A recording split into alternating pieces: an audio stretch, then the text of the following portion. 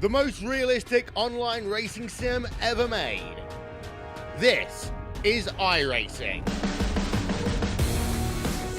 Detailed laser scan tracks, fully dynamic real world cars, and over 50 series to choose from.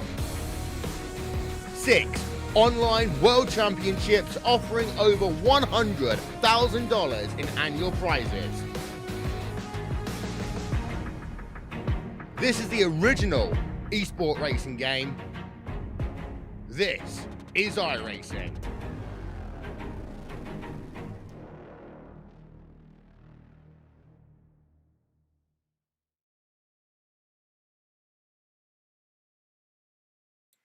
Welcome, race fans, to round 3 of the 2020 Karts to Computers iRacing series.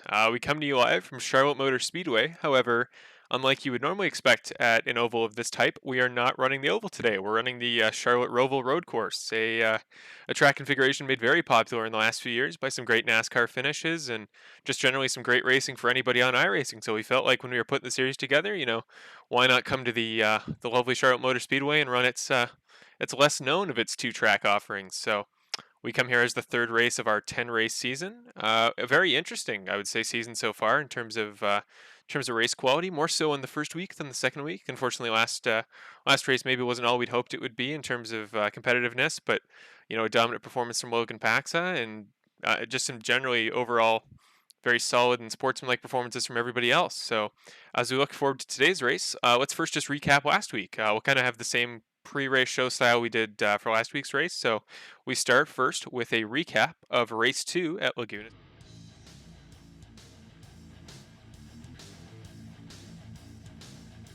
season. Felice Esposito And in race second 2, row, we did see our Luke that West is in the fourth row, McEachern and Gal. There we go, getting ready. And in race 2, we did see our pole sitter Matt Clark as he came off the start here, but almost immediately Logan Paxa, I mentioned he eventually went on to win the race, but one of the best starts I've ever seen from anybody, let alone in an MX-5 car. Just absolutely took off from Matt Clark on the start. Seemed like he hit his gear shifts perfectly. Overall, it looks like we might have a pretty safe run down into turn 1, but you see in the background a crash there. I believe that may have been, wasn't Rich Felino, but speaking of crashes, Matt Clark coming up the hill through that kink that was very deadly all day for several drivers. He just got loose and put too much of those tires in the dirt and sent himself around. Now later in the race, we go to lap 12. Justin Lewick with McEachern. Wow, sorry. McEachern? There we go. So McEachern getting passed by Matt Clark on the inside, our pole sitter, who after his crash made a huge charge through the field. Yeah, we'd see a few laps later, he'd make the same pass on Justin Lewick. You can see Matt Clark there in the background. He's currently the second of those two identical Red Bull cars. As you see him make the pass here on the inside, Justin's just going to leave a little bit too much of the door open, and Matt Clark will say thank you very much for that and send himself under, and he would move up to second place, and you see McEachern there behind Lewick. McEachern would eventually go on, thanks to pit strategy, to pass Lewick, but a pretty easygoing race after that. Actually, you see McEachern went to make a pass on Lewick here, but just got underneath and made a late move, and good sportsmanlike there on McEachern, sitting there and letting Lewick take his line back. Definitely one of the classier moves I've ever seen on iRacing, but jump to lap 33, Brian Ellis trying to get passed by Marco Felice. Marco's going to send it a pass under there. I believe the only one I saw there all day, but Marco with a great pass. He's just going to cut barely in front of him, but very few moves, but when there were, they were not certainly involving Logan Paxa. Logan made the pass in the very first corner of the day, and just a dominant race overall. Nobody could really seem to match his speed, so Logan would make up for the just barely missing out on a win in our first race of the series, and well, he'd win race 2 at Mazda Raceway Laguna Seca, so congratulations to Logan Paxa on that one. And well, from what I've seen in practice for today's race, he's running just as quick, ladies and gentlemen, so there were your final results. Justin Lewick was passed by McEachern earlier in the race, but he did still manage to come away with a fourth. So as we move back to our footage of Charlotte Roval, and well, I'll go through our track information in just a minute, but one thing I will say is unlike last week at Laguna Seca, where we had a standing start, so everybody was just trying to get up through the gears and start from a standing position. This time we will be having a rolling start, so there will be a warm-up lap similar to our oval races like week 1 at Indianapolis. So similar to last week, however, we do have a kind of lap at the track, maybe a test lap, if you will, just to kind of get an idea of what we'll be looking at tonight at the Charlotte Motor Speedway Roval. So this lap, unlike last week, was run by Matt Clark in our first week, but this week Samuel McEachern gave us the honors of doing the track lap for us. So let me just throw to that.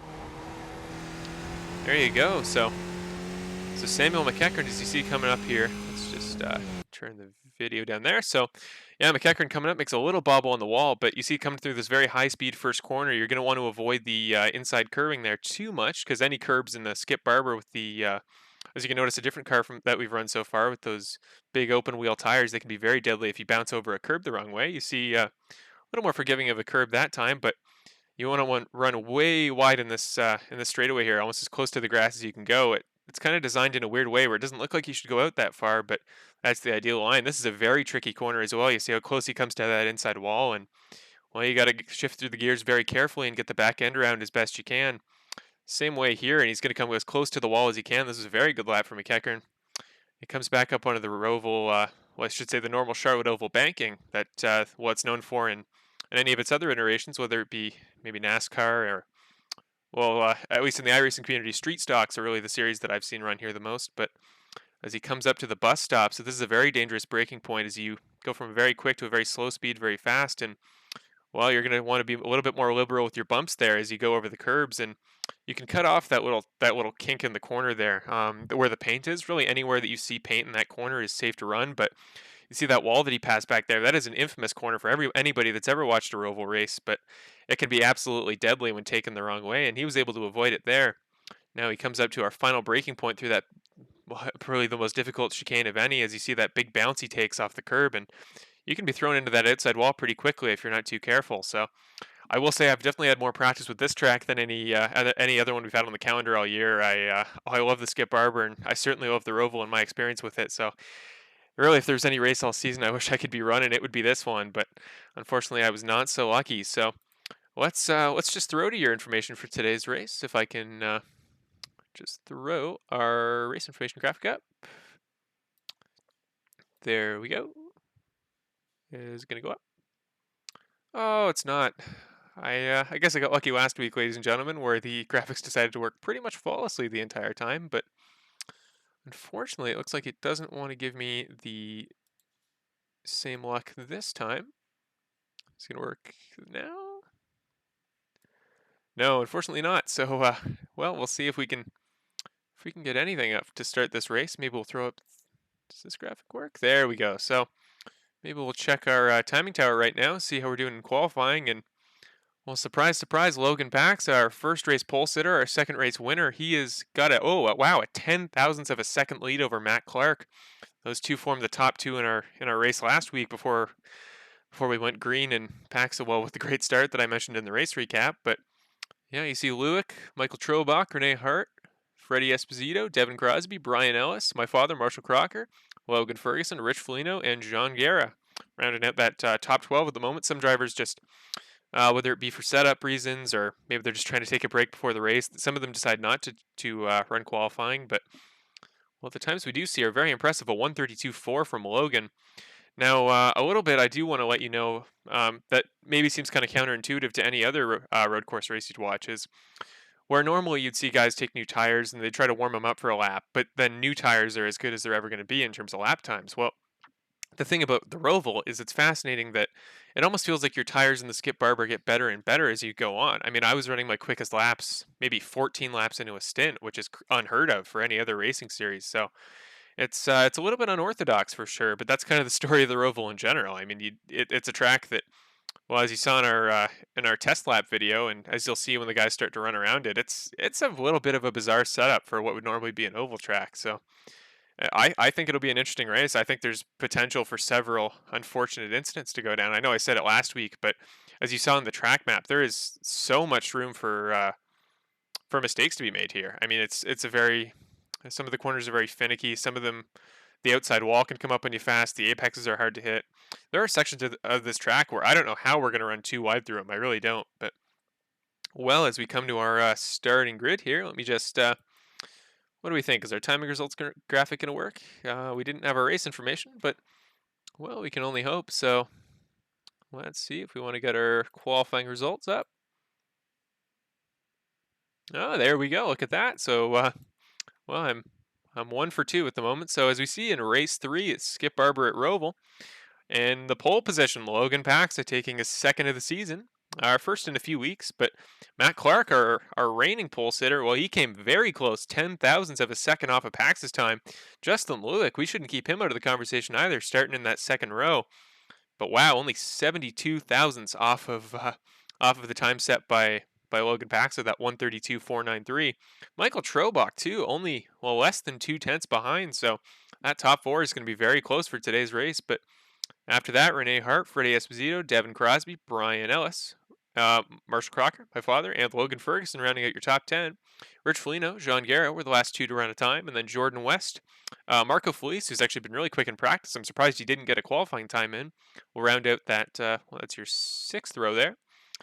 Then, sorry, seventh row, Josh Gallagher and Todd Ricard and Samuel McEachern will round out that field, who ran your warm-up track lap there, but I guess decided not to run in qualifying for some reason. Hopefully no technical difficulties for those gentlemen. But, well, we are going to take down that graphic there, and we're going to get ready for our race. And as I mentioned before, there is a quick warm-up lap to go through. I shouldn't say quick. It's actually a pretty long track, so, well, it'll be interesting to see guys try to make it through this warm-up lap 2x2, because, like I said, it can be very thin in some sections of the track, and really more so than any race we've run all season. I'll have pretty good insight to what the drivers are going through, because when I say I've spent plenty of time practicing here in preparation for today's race, I mean it.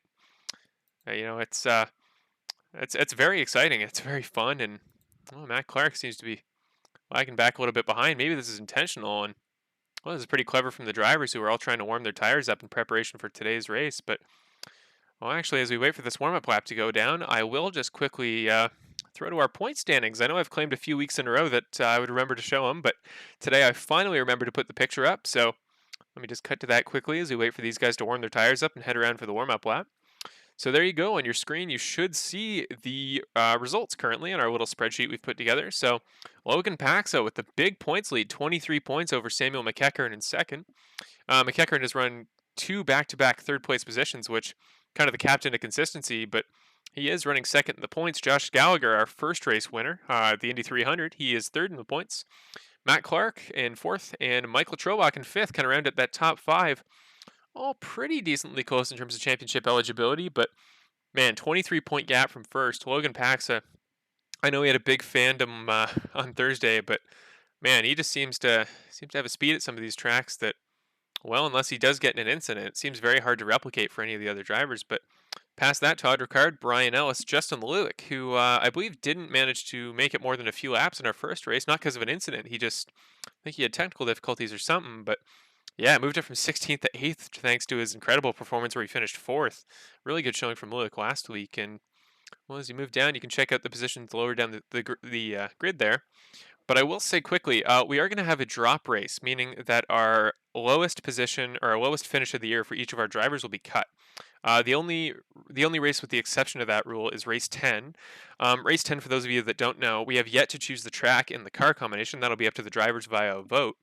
But that'll actually be a double points race in the season, which should hopefully, mean that if anybody, not going to name any names, but if anybody happens to pull away in the championship point standings, well, there'd still be an extra chance for the drivers behind him to try to catch up and maybe take the championship back in that very last race. So, well, there you go. There are your point standings. And as we cut back to our official race, and, well, you see Paxa there following close behind as Matt Clark as they get ready to go 2x2 here. Now, as far as I understand, they should be going 2x2, but I'm not sure. Maybe they have a plan to go single file through here. I know that the chicane they're going to try to ford is, well, it can be tough on your own, let alone with the guy sitting there next to you. So, I mean, if they have a plan, good on them. But we'll just try to get used to some of the liveries here. It's our third different racing series in 3 weeks, so I got to get used to liveries all over again. But that orange and blue car, Logan Paxa, will take your field to the green.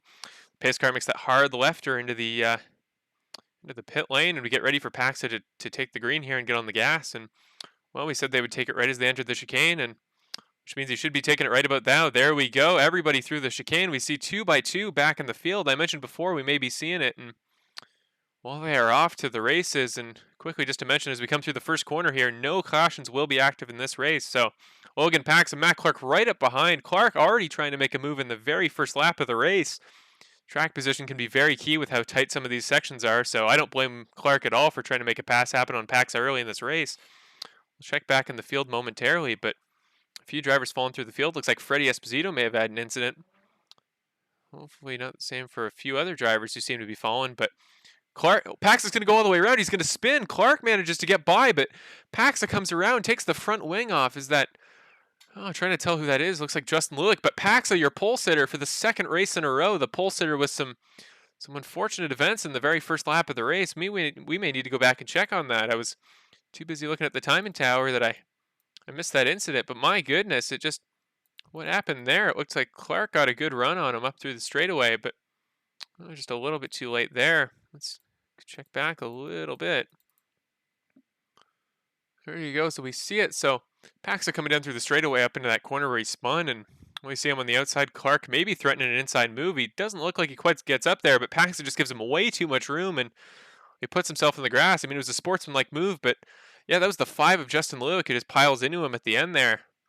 Not, I'm sure, how Paxa would have wanted this race to start. So with that being said, we're about to go through the field. Paxa makes the move back on the Lulick, who he was involved in that incident with, but let's check on the lead. Matt Clark there, and well, he's got a, let's maybe check his lead there in the timing tower, if I just got to get all my stuff together. So about 2.5 seconds on the very first lap over Michael Trobach, who's moved up pretty convincingly after that first lap there. Let's just throw our graphic up here. Maybe we can check the positions gained on that very first lap for some of our drivers. So Samuel McEachern, 10 spots up from 17th all the way up to 10th. And some other honorables to note, Marco Felice and Josh Gallagher moving up 6th and 7th respectively. Felice actually just passed McEachern. Let's maybe jump back to that. You see Marco Felice in the Coca-Cola car, McEachern in that white, green, and orange car with the orange wheels. So we come through together. Right behind him is... Well, it's Josh Gallagher, and I think that's Devin Crosby with some significant damage, missing his rear wing. I know Devin has some internet connectivity issues, so maybe we won't stay there too long, but Rich Foligno in that Mountain Dew car is running back a little bit. Don't believe he's had any incidents because he's running the same position he was before. John Guerra and Marshall Crocker, my father, just kind of dove off. Got a little bit of wheel damage, but not significant enough that he couldn't probably wheel it back to the pits, but tough there. You know, I'm not really sure what happened to him, and well, Matt Clark, as he avoids that wall on the bus stop, maybe we'll follow him around for a little bit. But yeah, Matt Clark, I mean, he's been a very consistent driver all season. I mean, I've talked a lot about the consistency of Logan Paxa, but man, I think it's a little bit underrepresented when you talk about Clark, who, as of right now, doesn't have a race win, but he was very quick in our first race at the Indy 300. And well, he's starting to do the same here as we see him come around for, I believe that's lap 3 of the race. So we'll cross the line for lap 4. It is a 50-lap race, and well, we do have some interesting pit strategy happening here because as it's set, the driver should be able to go about just over 20 laps on a single tank of fuel. So it would inspire a 2, maybe a 1-stop race if a driver could make it work. But well, some of our most interesting aspects of the first race came down to pit strategy as we saw Paxa and McEachern both individually drop out of contention for the lead thanks to pit strategy. So it'll be a very similar, interesting race to that. But Clark coming up in a lap car. I'll try to tell who that is. That's the 3. Let me see. Our driver in the 3 car is there. Oh, I don't see if they have it currently. Maybe I'm just thinking it's the 3 because it's a Dale Earnhardt livery. Well, he's passed him now, so Clark solidly, really, with nobody in front of him. The Roval's not a huge track, at least in terms of length, but you should have a fairly decent amount of room to go before he hits another lap car again. Samuel McEachern now up to 5th. I'm not sure if there was perhaps an incident in front of him, but my goodness, definitely a quick mover up through the field there. We'll throw up our driver name there, but seems to have just recently passed Devin Crosby, who, well, he doesn't, I don't believe he doesn't have that rear wing quite fixed yet. Not sure how he happened to lose that, but well, that may look more drastic than it is because, man, the Skip Barbers can go surprisingly quick and far without a wing. Maybe going to affect his turning there because kind of drop back a little bit further off McEachern than you'd expect there, but maybe Crosby's going to try to get a run going here. Not a crazy big drafting car, but well, he might be able to make it work here on McEachern. He's got a very good run going. Let's throw it to our chopper cam here. See if we can make a pass in the final chicane before the start-finish line. Crosby's going to bobble a little bit. May not get him there. Yeah, McEachern's starting to open that gap up a little bit. Now let's check back further in the field. Marco Felice kind of on his own. Looked like he almost made contact with the wall there. Back behind him is Josh Gallagher in that blue car at the bottom of your screen trying to chase down Felice. Marco is getting some back end, a little bit of tire spin as he comes through the corner. So Gallagher trying to chase him there. Marshall Crocker just exited the pits right behind him.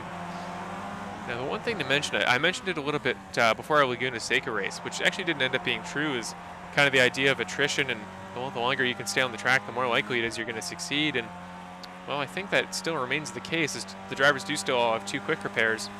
It's really easy to make individual mistakes here. I mean, we saw Paxa do it as he was battling with Clark, so you know, it's definitely not unheard of for drivers to just randomly spin, really with no reasoning to do so, just because of how difficult the track is. And I mean, those bumps there could be evil and be the exact reason that happens, is that first curb on the inside of the bus stop. That can give you a massive shove towards the outside and into that wall that plastered with sponsors there. So Samuel McEachern appears to have moved up back past Evan Crosby. The battle happening here. Crosby's going to dive down the inside into the chicane through that bus stop there. McEachern's going to go real slow, try to give him some room. As I wonder if McEachern doesn't appear to have damage, but wow, he was running surprisingly off the pace there. Marco Felice is actually starting to catch up to him.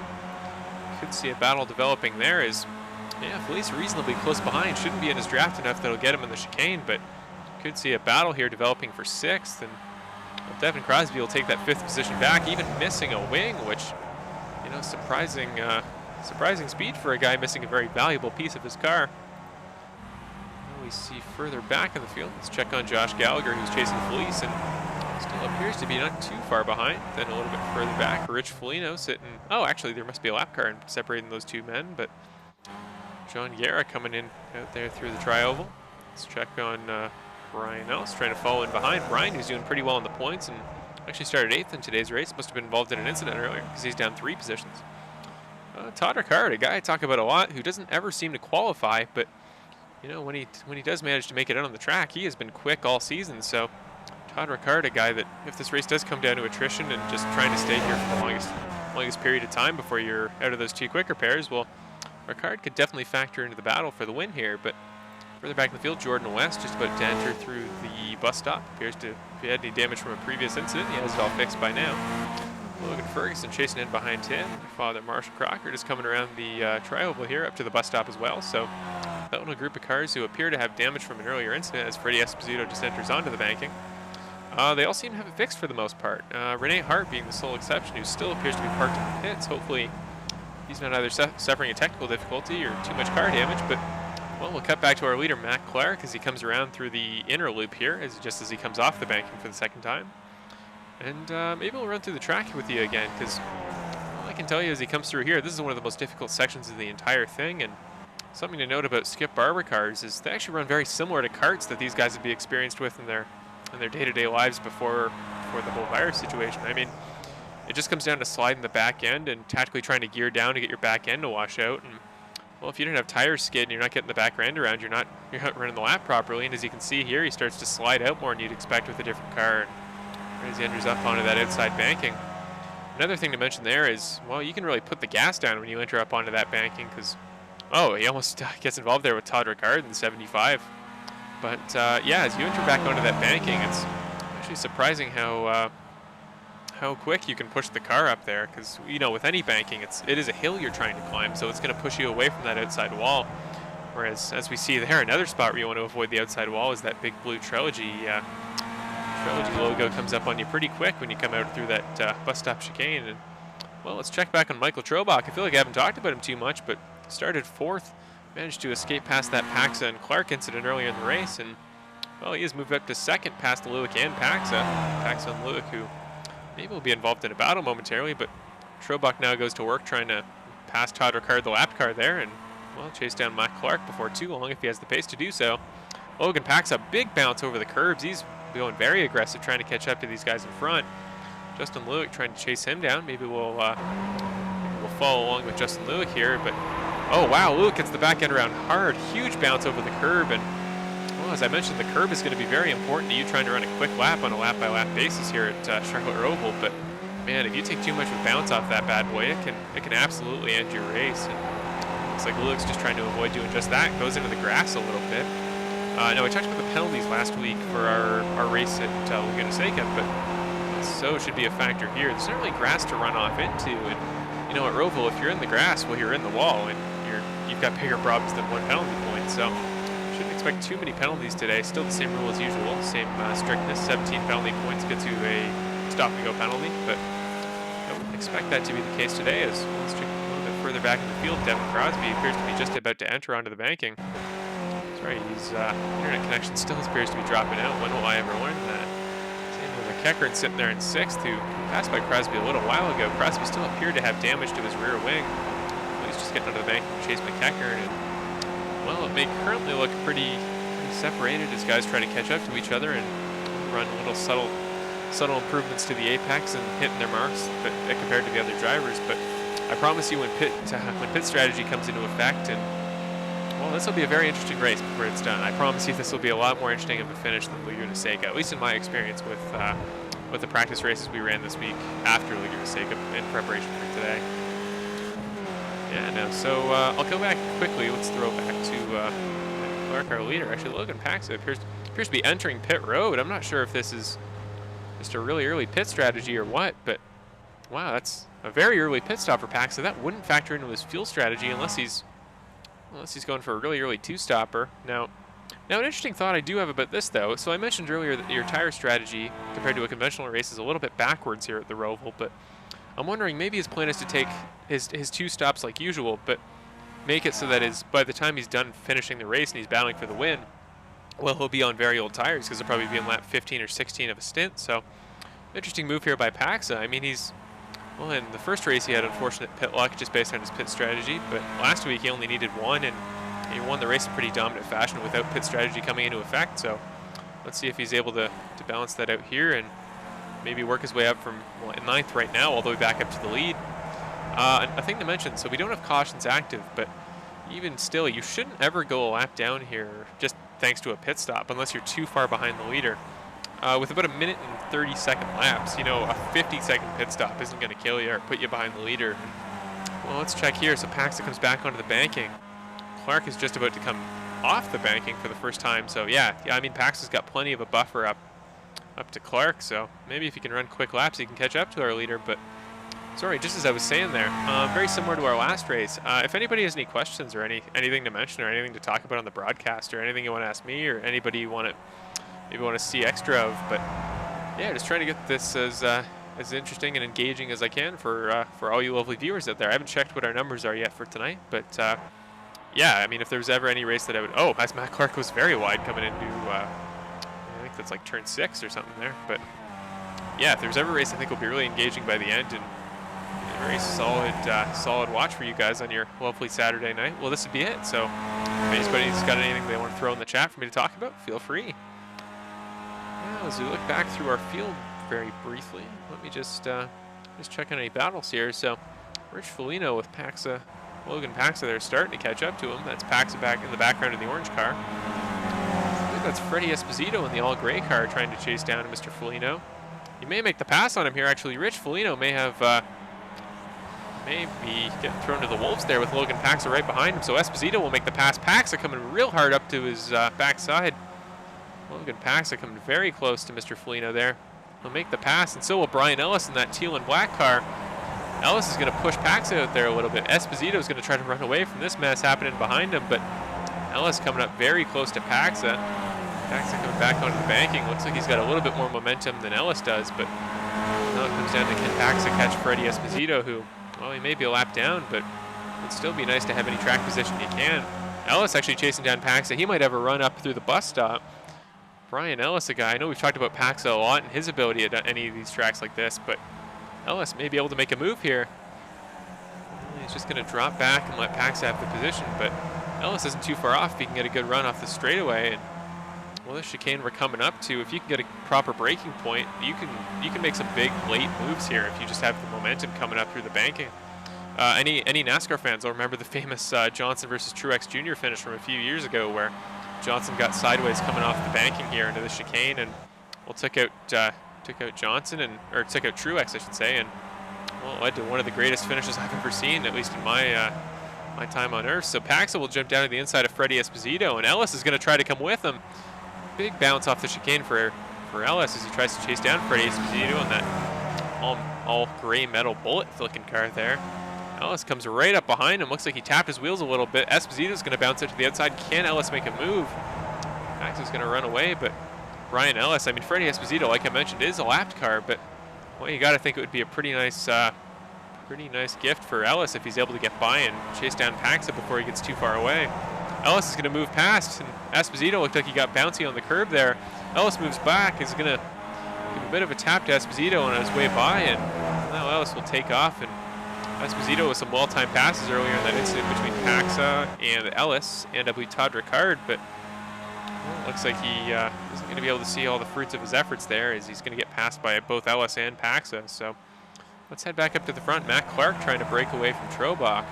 Let me check on Mr. Justin Lewick, because Lewick seems to have entered the pits as well.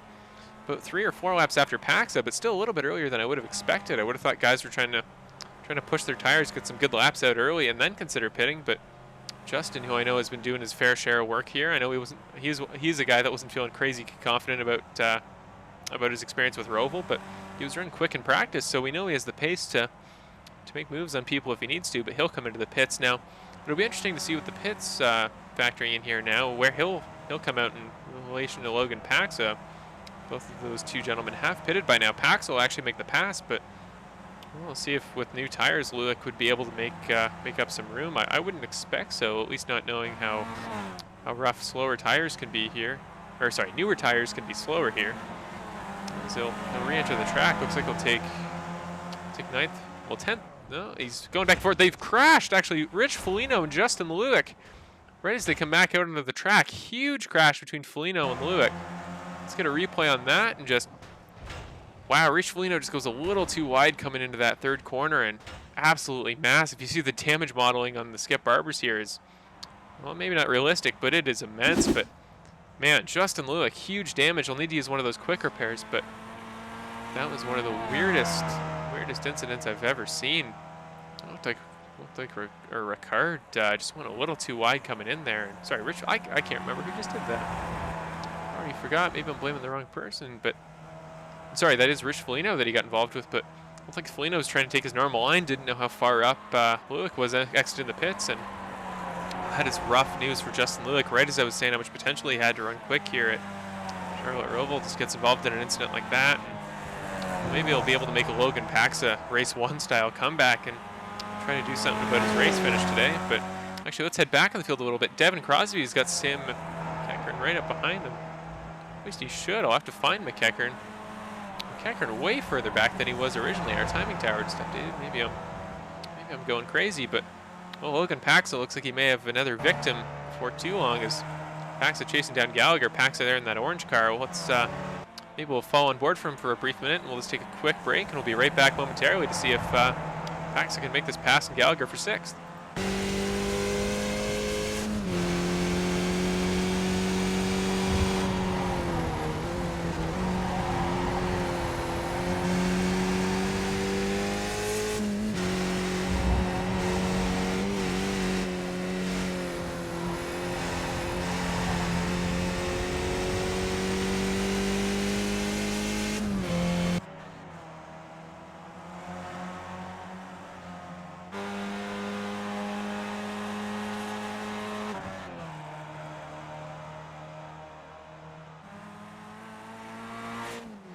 Well, it would appear Logan didn't even want me to give time to take a drink, as almost immediately after I left, he made the pass on Gallagher, and Gallagher almost pulled over a little bit, like he didn't want to cause too much of a fuss with him and Paxa. So maybe Gallagher not all too confident in his ability to run side by side here at the track, and he's just going to try to be a little conservative with guys letting him by. And you know, it's a sportsmanlike thing to do if you don't know you can catch up. And well, Paxa being the pole sitter and all, I mean, his pace here is kind of well known amongst the drivers. Part of it coming down to his very aggressive entrance through the chicane here, and almost wondering how he manages to do it that consistently, because that is absolutely like a qualifying style strategy there, where you try to run as quick as you can, just attack those curbs all you're worth. But wow, I mean, I think for a long-term race, that's a very risky strategy, and if you ever wanted to know how much Logan cares and how much he wants to get back to the front, that's a pretty good testament to it. Is very aggressive approach to each and every corner. He's almost running into the grass there, and more so than Laguna Seca, where he was very worried about accumulating penalty points. I don't think he has to worry nearly as much here at Charlotte Roval. One thing to mention that you may have noticed with our time, it's actually much later in the day than either of our races over the season. I believe it's about in-game time sitting at about 8:30 here, but It was actually an accident on my part. I didn't mean to make the race nearly this late, but now that I have, it's actually a pretty cool visual at times.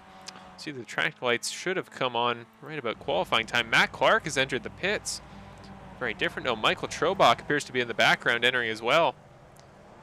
Krobach and Clark both must have very similar pit strategies, or maybe Krobach came in when he saw Clark doing the same, but Devin Crosby as well. Crosby, this will be the perfect opportunity for him to get that wing of his back, because, well, I know Devin's run quick here all week, but, well, without a very key element of the car, it becomes much harder to run as quick as you'd like, which should, if I am not wrong, make Samuel McEachern our current leader as we speak, but he does have yet to come in for a pit stop. Now, at about lap 14, we were talking about it in the pre-race drivers meeting, we all found that lap 14 was just about our quickest point on the track, as McEachern will just barely avoid Clark coming back on.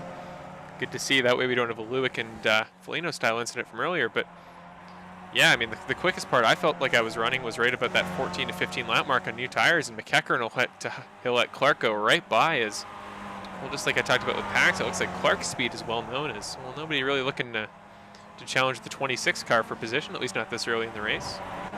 Krobach, let's see where he came out of the pits there. So just coming up the hill and back onto the banking, he's about, yeah, just about 7, maybe 8 seconds in a moment behind Clark. But one interesting thing to note, I know he may be on a different fuel strategy, but Pax is trying to chase down Krobach now about 4 seconds back. It'll be interesting to watch the gap there and see how that develops.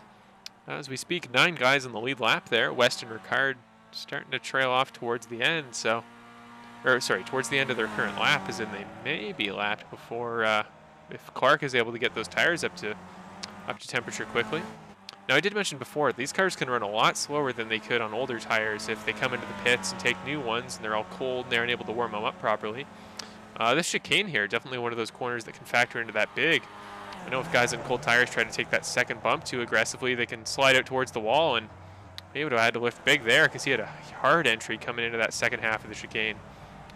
Clark manages to keep it off the wall, and not even that big of a slide here. It looks like he's, oh, almost at the end there. It looks like he's able to manage those new tires well, and maybe a little bit better than I was previous. But, well, you see how dark the track's getting. I mean, those lights are coming on more and more, but, well, we might have a night race going here at Charlotte Roval by lap 50 here. So now Josh Gallagher and Samuel McEachern. We talked about McEachern had a little bit early of a pit stop there, but looks like he's also got damage as well. Comes out of the pits, he'll fix it very quickly. And Josh Gallagher, and who is that with? It's not Michael Trobach in a very similarly colored car. It's Gallagher in an identical blue car to Trobach will come into the pits and should be pulling out momentarily. Marco Felice as he comes back through that turn off the banking. Wow, it comes out very wide. He's got to correct that one hard. Almost hits the wall there. Comes very close. Nice throttle control there by Felice. Jordan West a little ways back. So Matt Clark with, well, Michael Trobach in that blue car you saw in the background coming on the banking. You'll see him at the bus stop. And well, let's just sit behind. Well, we know Trobach's coming through in a moment, but let's see how close they come out to that outside wall. I mean, Trobach's sitting a little bit further out, but man, if you get too close to that wall, it can terrify you in a hurry. And I know, at least in my experience, you kind of have to play a game of chicken with yourself and say, okay, how confident am I in my driving ability that if this goes wrong and I come too close to this wall, I'm going to be able to correct? And on my fastest laps, I just commit and say, well, I'm pretty confident that I can make this properly. And, well, if you don't, you might be in for a rude awakening when that new damage modeling for these cars just absolutely explodes you next to the wall. I saw in that earlier incident with Lewick and Foligno just how intense the crashes can be here with the tires flying every which way. Pretty cool change that iRacing's made, but if they're trying to be a realistic sim, that's, well, maybe not the visual I would expect from a realistic crash at Skip Barber cars. So as we come through here, we're going to follow along with Logan Paxa trying to catch Michael Krobach. You see her there in the background. Hard to tell because two identical blue cars in a very dark track setting, but this intersection can be very hard to see sometimes, especially when the lights start to go down. I know all these guys are practicing in the afternoon, so this time change may be pretty drastic. And, well, you can see Paxa drifting the car out wide there. He's going very aggressive, really close to the wall. I actually just, okay, let's quickly go back here. I want to give context for people to how close these guys are coming to this inside wall in this corner. Just look at the chopper view here as he goes by. Look at that. Like, that is, and I'm not narrowing that down specifically to Paxa either. Every driver is doing that in this race, and it's absolutely insane to me how these quickest guys are managing to Will he get the guts to do that lap after lap? And well, Matt Clark running up there, still pretty safe gap back to Krobach, about 9 seconds now. But Krobach and Paxa look like they're about to have a battle. Let's cut back to that quickly.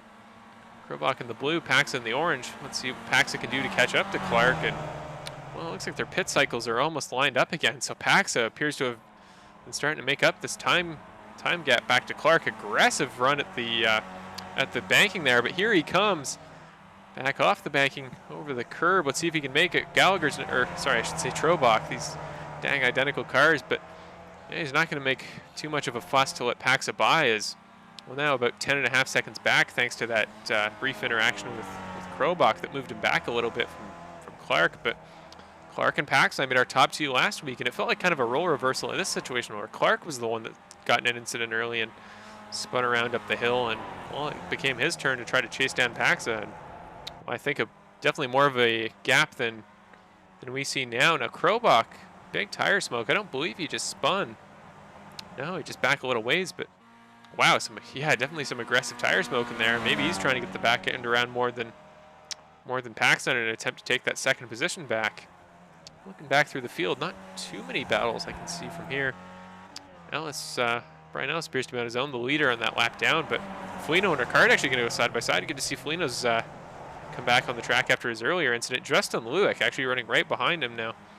I know Luick, definitely one of our quicker runners today. Let's see if he can maybe try to catch up to Rich Foligno, whom he had that incident with earlier. So we'll go on board here with Justin Luick for a little ways. And well, Luick, as I mentioned earlier, started third, sitting right behind our top 2 of Clark and Paxa. And, well, if that doesn't tell you how much pace that young man's got, well, I don't know what will. And Luick's going to actually ease back off a little ways. Maybe just didn't get the entrance onto the chicane off the banking that he might have. But Ricard is going to dive out to the outside there. Looks like he just took off too much of the curb in that second part.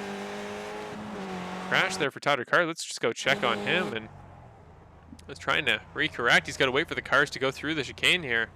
Very sportsmanlike move by him. And there he goes. He's let Brian Ellis by. So very safe re-entry there from Todd Ricard. Good on him. But let's go back to Justin Luick as he tries to regain his position from Rich Foligno ahead.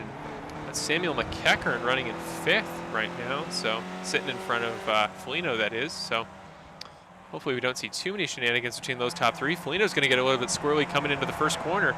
Maybe Luick will be able to take advantage. Luick and Foligno, we saw an incident earlier. There's possibly some bad blood here from one of these 2 gentlemen to each other, or maybe both. Way around in the back end for Foligno. He gets caught in the grass there and just sends that back end flying around. Manages to save it impressively.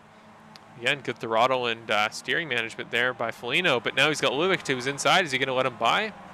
Yeah, pretty uneventful pass there by Luick. We've seen really no aggressive defending at all yet today. Well, lap 19. We're almost halfway through this race.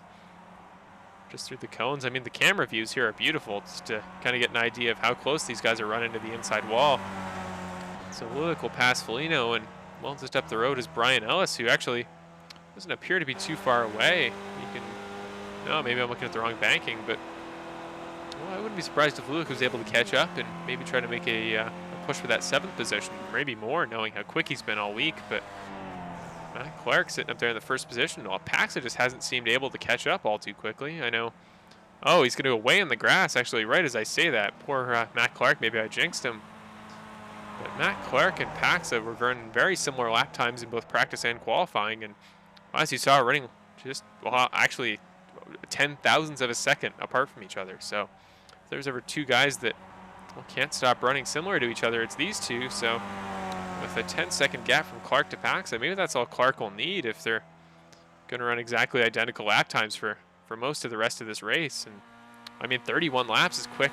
There's plenty of time to make up a quick 10 seconds, but doesn't appear to be the guy he wants to see in front of him if that's the case, because Matt Clark, even if he's not our pole sitter, man, he's run quick whenever I've seen him today. And well, he remains to try to break away, but let's check back with Logan Paxa as Clark just came out of the bus stop. Now Paxa enters the bus stop chicane, avoids that wall very nicely there. So very smooth laps we're seeing by Paxa, almost going to break under that 10-second barrier for the first time all race. Let's check back a little bit in the field. Michael Krobach, who we saw involved with Paxa a moment ago, now 7 seconds back. So as he comes up to Marshall Crocker, the lap car, hopefully he's going to make it by pretty uneventfully. He will indeed. So As we look at our timing tower once again, now 7 drivers at the lead lap. Brian Ellis, Justin Lewick, and Rich Foligno, that top 3 are left on the lap after. But Brian Ellis comes back here through the chicane right behind those gentlemen. Crocker's going to make big contact with the wall. Ellis almost hits him. Ellis is going to make it by safe, but let's have a quick check there just to see what happened, and we'll see how close Brian Ellis came to making contact there as well. And you know, I talked about that second curb in the chicane, but yeah, if you hit it too aggressively, that is exactly what can happen. The car almost just refused to turn left on him, and Ellis actually didn't make contact. Beautiful move there by Brian Ellis. Very quick reaction there. Very well-deserved 8th place there by Ellis if he's going to be making moves like that to dodge incidents. But well, let's head up to Matt Clark, who is heading into that bus stop chicane once again. I would hazard to say probably the most difficult corner on this whole track. And well, I bring up the battle box here, but it doesn't seem to be too much of a change between the guys it relates to. We momentarily don't have the battle box. Let me just oh, sorry about that. I know what I did. There we go. I'll show the sorry about that, ladies and gentlemen. Let's just throw that bad boy up there. And no, oh, but our track map is back. One thing I did forget to put up for most of this race, and well, now that the cars have spread out a little bit more, it'll be a lot more relevant than it was previous. Still no battle box graphic here. I'm wondering what's up with that. One of the few graphics on this entire broadcast I've never had trouble with. But well, let's follow along with Matt Clark for a moment as we see what kind of runs he's putting down here. Actually, we saw in the background a brief moment to go to. Oh, we have our first screen drop of the day. Now, the track map actually does make it a little easier to check on battles around the track. And in the 6th position, Marco Felice appears to be making a pass on Rich Foligno, who's running a lap down there in 10th, still in the top 10. Not a bad performance at all, I'd say, for him. Samuel McEachern running a little ways up as he's about to enter turn 1. So let's just get a kind of a brief visual there on who's sitting behind him. That's Justin Lewick trying to maybe not chase him down. They're on different laps there. Lewick's still a lap down after that earlier incident with Foligno after a pit stop. But yeah, I mean, McEachern, he was running really quick earlier, and I know he had some trouble with pit stops there. Maybe he's already taken an extra one over these other drivers. So I mean, if he's got an alternate pit strategy that he thinks will work, it's what almost won him the race there in our first race of the Indy 300. So could factor in and help him today, but it doesn't seem to be any issues with the car currently. So wow, great slide there out back onto the banking. I'm kind of in awe for some of these drivers, and oh wow, that's there's an issue we haven't had before. But I'm kind of in awe of some of these drivers' lines, just to how quick they're running on a lap-to-lap basis. And I do have a lap counter somewhere, but I'll have to check that in my own time. As Logan Pax is going to come back in the pit lane again. Pax, we talked about a 10-second gap back to Clark, pretty aggressively. It looked like he couldn't really close in more than that. So Pax is going to pull into the pits and maybe try to regroup here and find a different way to catch up to Clark. Maybe later on a different pit cycle, but as Clark comes back out, trying to tell where he is right now, just about to come back onto the banking, that second portion of the track. Krobach a decent ways back. He's not even in the, I believe that's the 4th corner there yet, but yeah, Clark seems to be the class of this field at the moment. And well, if a guy's able to get a pit stop strategy that runs a little bit more complimentary than Clark's does, well, they could catch up with some sense of urgency. Now, the battle to watch if it develops here is Samuel McEachern on older tires, which I've mentioned before are absolutely the most ideal here at Charlotte Roval, versus Paxa re-entering the track without that old tire advantage, very new tires that he still needs to get up to speed. So we could momentarily see a battle forming here, but we can see one already. Justin Lewick trying to chase down Mr. McEachern. I know Lewick, well, after earlier knowing how quick he was in qualifying and then seeing that unfortunate incident on pit exit, well, that must have lit a fire under him, I'm sure, and he'll be pushing as hard as he can every lap to try to chase McEachern. As well, let's maybe we'll go on board with Justin Lewick here, and we'll go to another break, and just like that, I'll be back momentarily, and let's follow along board with Mr. Justin Lewick.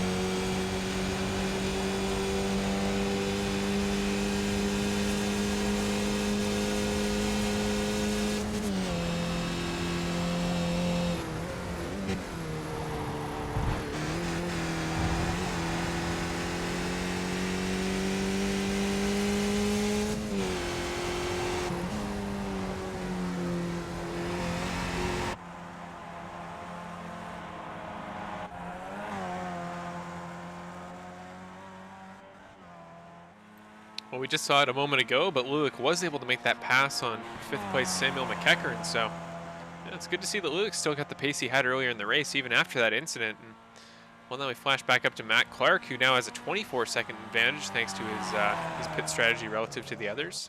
Pax is sitting, well, 46 seconds back. Based on the pit cycles, that's actually closer than he would have been if he hadn't pitted. So maybe those new tires, maybe Pax was able to put together a better run than I had guessed previous to this race, thinking that, well, those new tires were going to be absolute killers with anybody trying to make up a gap on someone in front of them. But yeah, it's becoming more and more obvious to me as I watch this race just how dark this intersection of the track is. I mean, you have those bright lights in the banking, but my goodness, this lack of light is brutal here on the inside of the track. Now, Lulick is maybe we'll run alongside with him or run the cockpit view again. Maybe actually Crowbox coming off the banking momentarily, so maybe we'll follow along with him. But I just want to get an idea of how dark the track is at the moment, because as they come through this intersection, specifically this straightaway up into corner 4, well, there's just nothing for them to look at. Now let's throw to our cockpit view, but when you see there's just not a lot of light anywhere happening. And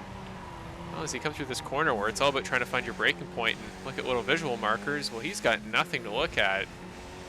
I mean, ovals at night are always beautiful, and this, you definitely couldn't run a night race at somewhere like Laguna Seca last week, but well, it kind of adds another layer of intrigue, really, to the drivers running today's race, because, I mean, like I said, they haven't practiced at night. We haven't run any other races this season that have come anywhere close to how late an hour we're running at now. I believe 9 o'clock in game time, so, well, definitely a different piece of strategy that may come into play here as we check on the timing tower once again. Logan Pax is starting to make up ground once again to Clark. Maybe Clark's tires are just a little bit too old to be optimal for him, but I wouldn't expect so. As I mentioned, they're pretty old, and I mean, if there's anything, one thing I've learned in my practice attempts this week, it's that, well, old tires are key here, at least the most ideal. So, well, Clark is still running very quick, reasonable lines, and what's getting a little annoying, it feels like every race we just have one guy that's more dominant than the entire rest of the field, at least in terms of running consistent lines. And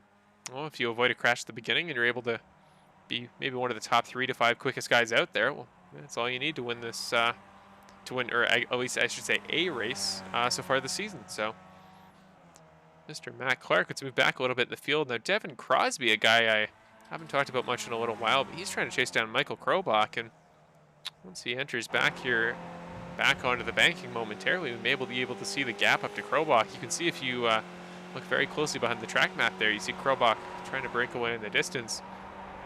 These two, I should mention, very good friends. I'd imagine if there was going to be a battle anywhere that would be interesting to watch if it does happen, it would be between these two. And well, knowing they're both very competitive in their karting lives, I wouldn't be surprised if we saw a battle forming here. If Crosby with his new car is able to catch up to Krobach, I say new, taking into account that Crosby did have severe wing damage earlier. Didn't seem to affect him though, so you got to think with a new wing, well, Crosby's going to be an absolute class in the midfield, or well, not even the midfield, he's up in 3rd position. So as we see Crosby, so let's see how good of an entry he gets here. Very solid. So if he gets a good run off, he should be able to catch up to Krobach momentarily and force a battle for that 2nd position. Now, Logan Paxa still inches ever closer to Clark, now 44-second gap. It's down about 2.5 from the 46.5-second gap he had when he exited the pits. Actually, Pax is running, interestingly, below that white and blue line now. And we did talk about this in the drivers' meeting. We are entirely prohibiting passes from happening down there, but he's using up as much of it as he can, it would appear. Big bounce over the corner, big bounce over the other one. Pax are running, really doing all he can to try to catch up to Clark here in that 1st position, but Michael Krobach, let's cut to him, appears to have entered the pit lane this lap. So very different pit strategies really from all of our leaders. I know Clark and Krobach pitted together the first time, but well, Krobach will pit on his own this time. Now let's see a little further back in the field if we can say the same for anybody else. I don't know why my battle box graphic just... Am I blind? Has that been happening the entire time? It's one of the odder glitches I've had. So no, let's just check later back in the field. I know some guys appear to have started leaving the race. Todd Ricard appears to have ended his day, as well as Rene Hart. Unfortunately, man, it's been a rough season for Mr. Hart. Not sure if it was technical difficulties or an incident earlier that put him out entirely, but Yeah, well, let's look past the M Crocker at the bottom of the leaderboard, as that is me, as I still show up in the graphics for some reason. Arnell to Bang, also running, well, also not running today's race, unfortunately. I know he talked about in the pre-race that he was having technical difficulties, but, well, hopefully he returns to the series before too long, because, you know, he was very quick in that first week. Many of us with a keen memory will remember his 3-wide pass there in the Indy 300, so I was hoping he was going to be a pretty aggressive fixture in our series all year and have some very interesting moves to build from that one from week 1, but unfortunately not if he continues to have difficulties like this. But Mr. Devin Crosby will come into the pits. That lucky strike Honda, and well, unfortunately he's going to have to allow Paxa past him even before he comes in for his stop. So if that's not a testament to Pax's speed all day, I don't know what is, but I just find it interesting to think the battle we'll have as we see Lulick in the background also entering the pit lane. Thinking about the battle we'll have, though, once Clark does eventually come into the pit lane, and well, maybe we'll have to watch Crosby and see just how much of a gap gets put between him and Clark when he does exit the pits. So Samuel McEachern will move back up into third, a position he's very familiar with all year.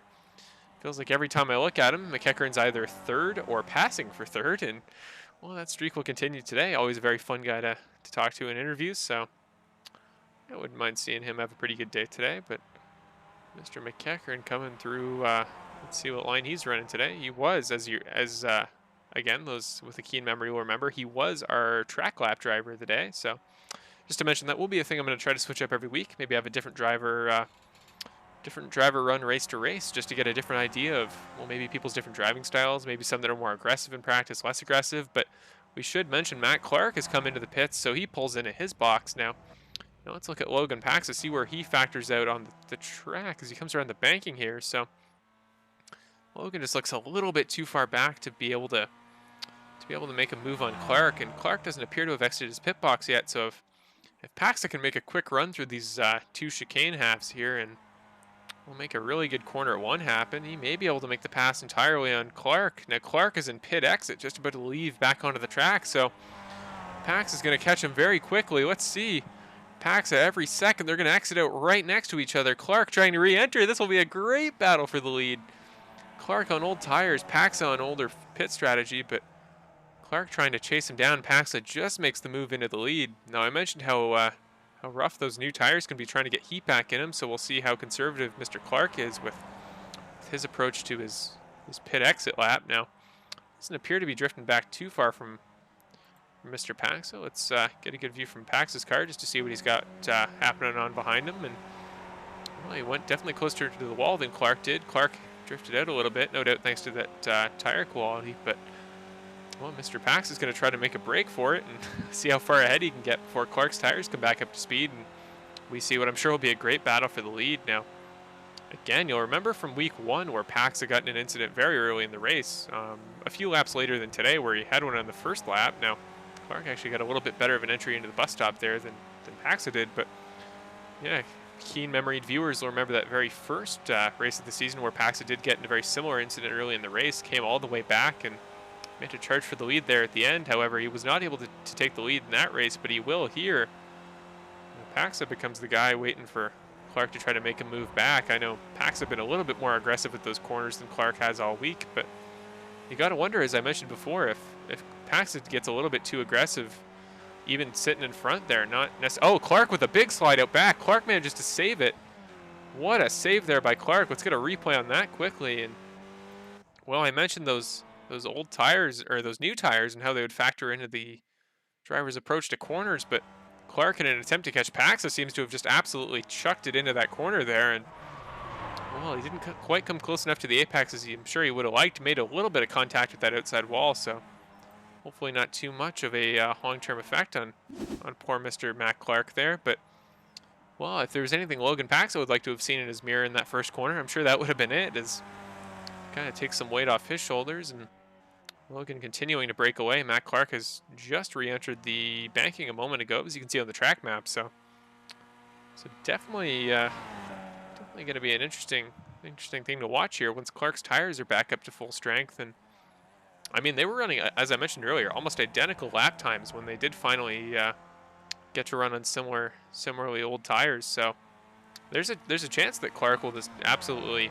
pile his way back through the field as he did earlier. Well, he's not through the field. He's only 5 seconds down, and yeah, I'm confident, I'd say, based on how consistently Clark was running earlier, that if Paxton is maybe able to slip up in a corner here or two, then if any, it's going to be this one, as he takes a very aggressive approach to those bumps. He's got to watch that out long term, because on a lap where maybe he's paying less attention than another, if he takes one of those curbs a little bit too hard, well, that could be the end of his race right there, and starting to drift towards the outside wall. I surely don't want to speak anything into existence, but he is going to want to watch out long term for that, as Samuel McEachern is running as he comes into the pits here. I was wondering a little bit why he was off pace, so Michael Krobach will be the beneficiary of that. We'll move back up into the 3rd position. Crosby will also pass McEachern there for 4th. See if Marco Felice can maybe do the same. No, he looks a little bit too far back if I had to guess, but yeah, Marco Felice, sorry, way too far back to make the move on McEachern. So that top 5 appears to have a pretty good buffer to the drivers behind him now. Matt Clark, he doesn't appear to be dropping back from Paxo in a hurry, but I mean, 6.5 seconds isn't exactly the easiest gap to make up. But really, if there's anybody other than Paxo that I think could do it today, it's him. So maybe we'll head on board with him as he passes John Garris sitting there on the apron, and well, we'll let Mr. Clark try to hit his marks, catch up on that just over a 6-second gap to Paxa, and we will be right back in a moment.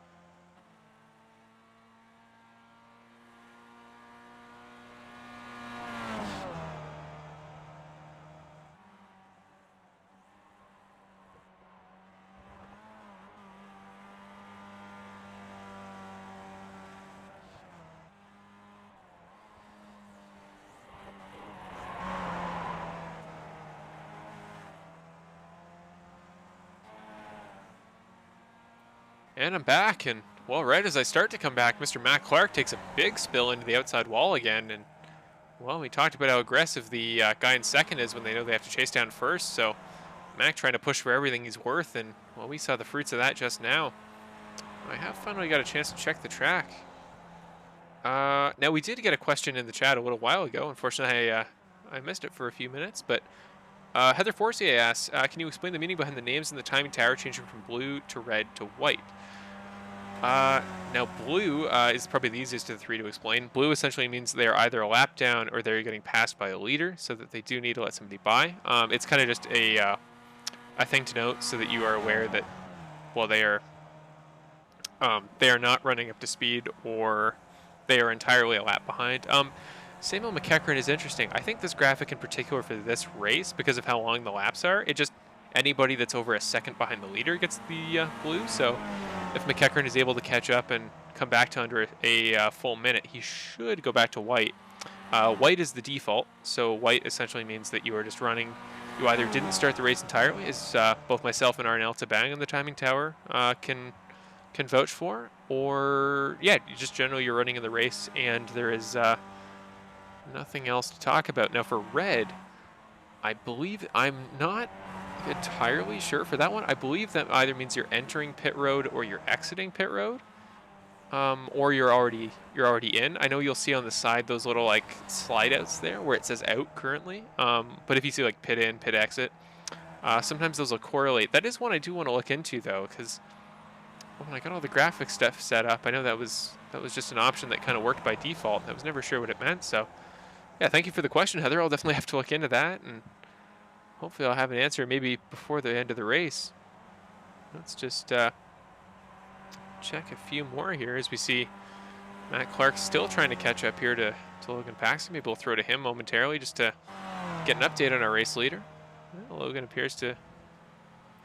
everything's right in Logan world currently as he, well, he made up from that earlier incident and caught up that gap that I thought was, you know, unclimbable, at least that early in the race. But it feels like every time I count Mr. Pax out, he proves me wrong. Now, Clark actually made up a brief bit of his 7-second gap there in this last portion. Now falls back under that 7-second barrier, but let's check. So, well, it looks like still a lot of appreciation for both Logans, whether it's Ferguson or Paxa. A lot of go Logans. Now, for those of you in the chat, if we just want to clarify for me to maybe do a count post-race to tell them which one of them has more of a following, can we just like indicate with a letter to indicate their last name for me? That would make my life so much easier.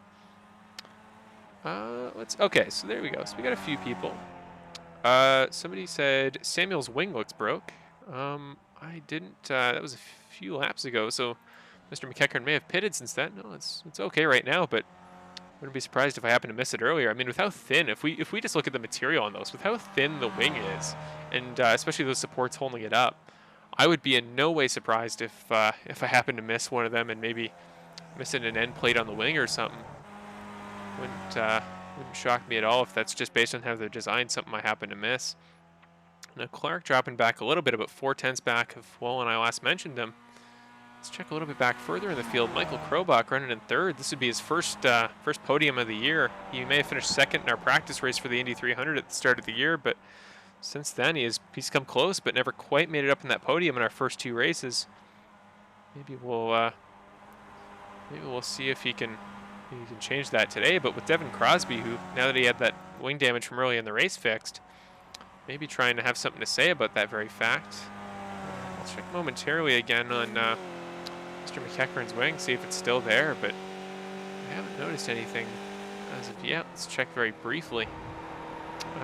We can check the front. I don't see any major damage to Mr. McEachern's car, so I guess he must have just come in for a pit stop or something and fixed up whatever that issue was before. But yeah, stuff like that. I mean, I checked the chat for the first time in a while, but if anybody does have anything like that they want to bring up and mention, or anything, any talking points to talk about, I'll be checking it more thoroughly from here on in the race and going forward this season. Because, you know, like I've talked about, when you have races like this that kind of come down to long-term strategy and kind of waiting for incidents for some drivers to happen, if we do want to see position changes, well, you know, it gets interesting to have things to talk about and have things to mention. So yeah, just like with Heather, and I already forget the name, I've put my phone down, but for our other one, our other viewer who sent in a question, you know, it's always good. You always get a shout out if it's something that's gives me time to fill in the broadcast. Now let's check back a little bit further in the field, because Samuel McEachern, who is our last driver on the lead lap, already in 5th position. Well, it's been a big talking point for me all season about how Mr. McEachern seems to just be naturally a fit for the 3rd position, but so far this race, he seems to be a little bit further back than normally you'd expect. Maybe McEachern's already taken an extra pit stop compared to others. I know he had one in the last few laps for sure, so yeah, maybe that's the case, and he's just on a little bit of a different pit strategy, and well, naturally we might see him back up in the top 3, but Logan Paxa will come into the pits as we see on our graphic, and well, this absolutely should be his final pit stop of the race if he's done his fuel managing right. Now that is interesting, because it will mean that Matt Clark will retake the lead of tonight's race. Clark is just going to pass the start-finish line here and start lap 36, and big bounce there from Matt Clark. And well, I gotta wonder, maybe did depending on when he pitted, which I believe was about 10 laps ago, I wouldn't think he'd be able to make a full 25 lap stint work, but man, if he's able to manage his fuel right, this becomes a chasing down scenario for Paxa again. Well, Clark could have the heist of the century here if he's able to make his fuel work. I'd be absolutely fascinated to see, because I know, again, from testing, there is potential to be had for some corners that lap by lap you can go a little bit slower into and try to ease instead of braking and gassing constantly. So it'll affect your lap times long term, but if you're able to do it and get your fuel to work out, that maybe you can skip a pit stop, that might be good in the long haul. But Logan Paxa trying to chase down Michael Krobach, get that second position back. Now, Paxa did just exit the pits, and as I mentioned before, that those new tires can be absolutely brutal to find grip, so no wonder Krobach seems to be breaking away at least slightly in this inner loop of the track. Paxa with a big slide there. He's got to avoid the wall as well, because if you underestimate just how much those tires slide, well, that could put an end to your day, as Krobach's going to go up high. Paxa's going to try to go down low and follow the apron there. Paxa might just go completely under him. Krobach's going to go all the way to the top, and unless he can make a pass back through the bus stop, that may be the end of his hopes at a second place today. Krobach's going to chase him in there. Paxa with a big bounce, so does Krobach, but yeah, both of them with a pretty passive entry through the bus stop there. Actually, Krobach went way further out than Paxa did. No wonder Paxa got such a good run off the corner. But well, if we look at our track map, now we see, I'll highlight him quickly for help for those that can't quite see the track map, but that white and green 2 circle in the track map that is Logan Paxa currently, and then that red and black outlined 1 circle there come in. We see that little mini circle section, kind of looks like the handle of a shovel there. That represents the inside little loop there of the Charlotte Roval. As he's just about to enter onto the banking here is Mr. Matt Clark, and he put quite a gap up to Logan on that pit instant for Logan. So if Clark is able to make it work and he's able to maybe not even have to have another pit stop, well, this may be all he needs to get the win over Logan. But you know, I'd be very surprised if he was able to make his fuel, at least to my understanding, work quite as long as he'd have to in order to just do a 2-stop. I know most drivers opted for an earlier pit stop than I was expecting, and well, it looks like most will go for 3 stops. I know Logan's already taken his 3, so one little difference I do know about their lines, as you saw, maybe we'll try to catch Logan coming back onto the banking here, but Logan Paxa has a very far down line, just slipping below that white line there on the banking. You'll see they go by it, that white and blue striped line here. He'll pass under it as he takes this corner here. Actually, Krobach kind of learned from his mistake last time, and he'll run much lower. But you see how close he's coming. Actually, well, the first time I mentioned it, he runs higher than he has all race, but he comes really close and then just sits or maybe even dives below that white and blue line, whereas we'll have to wait for Matt Clark to come back onto the banking. But that is not a sentiment that can be said for Matt Clark, who seems to have a much more conservative and a very aggressive approach to taking that banking there. And you got to wonder if long-term that's going to have an effect on his pace as compared to Paxa. But you know, I wasn't even considering that when I was running all week. I just thought, hey, you know, we'll sit above it and try not to take too many of those inside bumps on the apron, because I think less so at Charlotte, but in my experience of ovals, oftentimes the apron, or just where the flat part of the track meets the banked section, it can have absolutely huge bumps that can just wreck your race. I know anybody who's ever tried to do a pit exit at like any of the old legacy iRacing ovals, Talladega is horrible for it. But actually Daytona is a little worse. Like the 2008 Daytona, the apron on that track is bumpy as a gravel road. So for that very reason, it's very unsafe to try to run below it. But you see, he's almost got 2 tires on the apron and 2 on the banking. And well, if it's able to get him a little bit of extra speed on these straightaways where he's trying to catch up to cars, like at the moment Brian Ellis in that black and teal 9.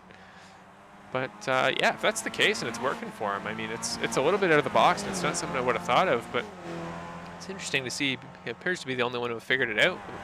With Michael Krobach chasing him down, maybe he'll learn that very similar lesson and try to copy him going forward.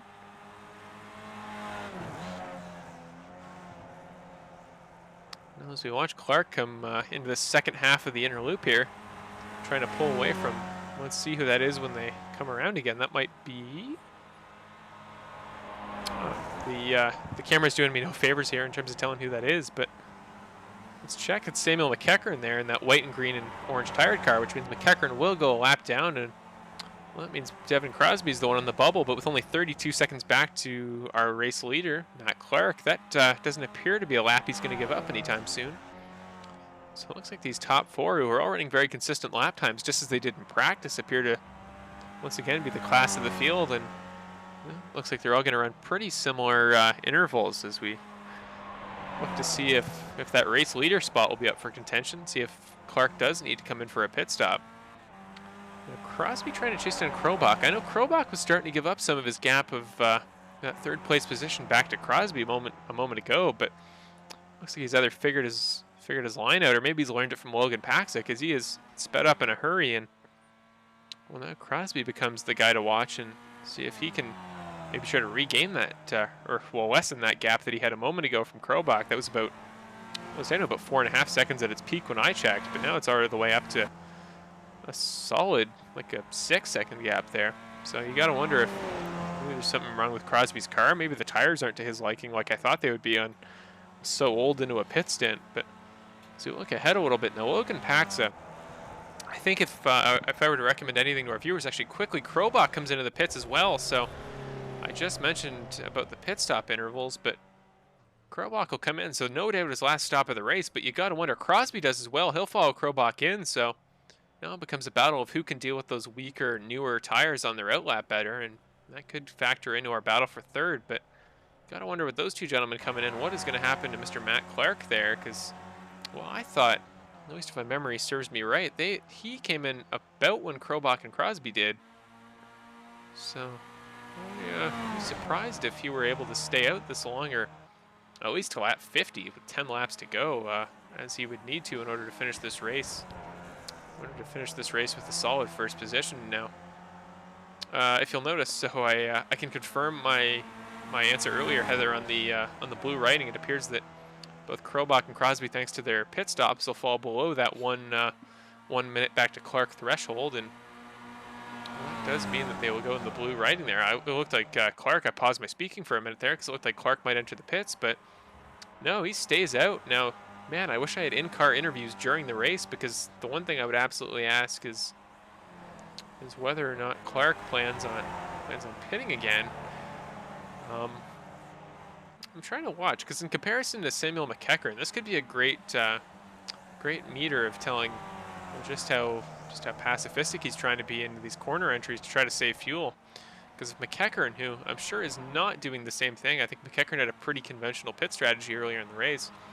If he's not doing the same thing and we see him blow by Clark, well, for any of you Matt Clark fans out there, that actually might be a better sign than you'd think, because Clark has lost a full second to Paxa, which means if Paxa's not catching him quick enough, then if no stops prohibit him, this race could be over. But I would be solidly surprised.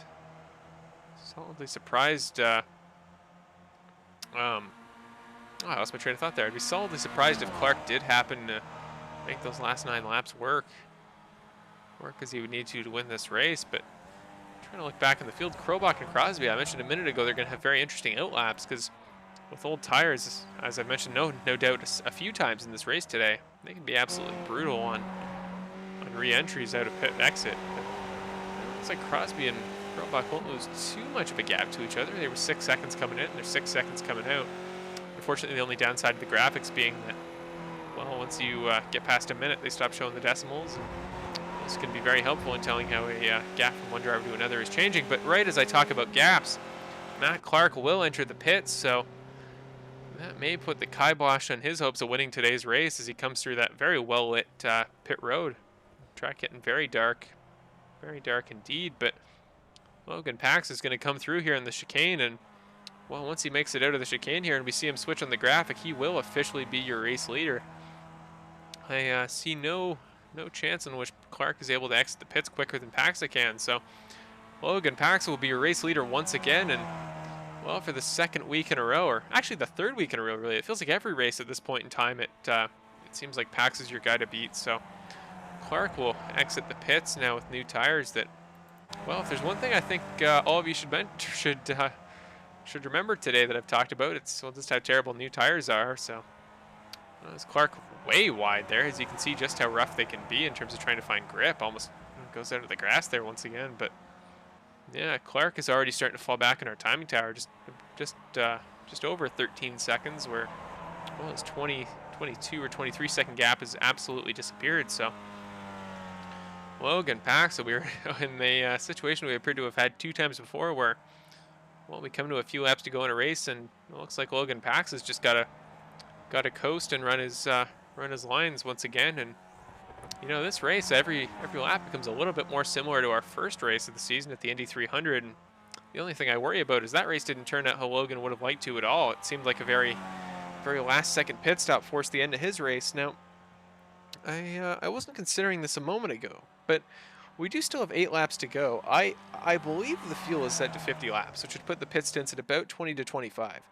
But drivers are all running very solid 3-stint strategies, which would mean if I had to guess that they are going about a 15-second fuel window in their stints, maybe a little bit longer to make that even 50. But man, I would actually be surprised with how quickly they're coming in and out of the pits if Paxa was able to make that final 7 laps with fuel.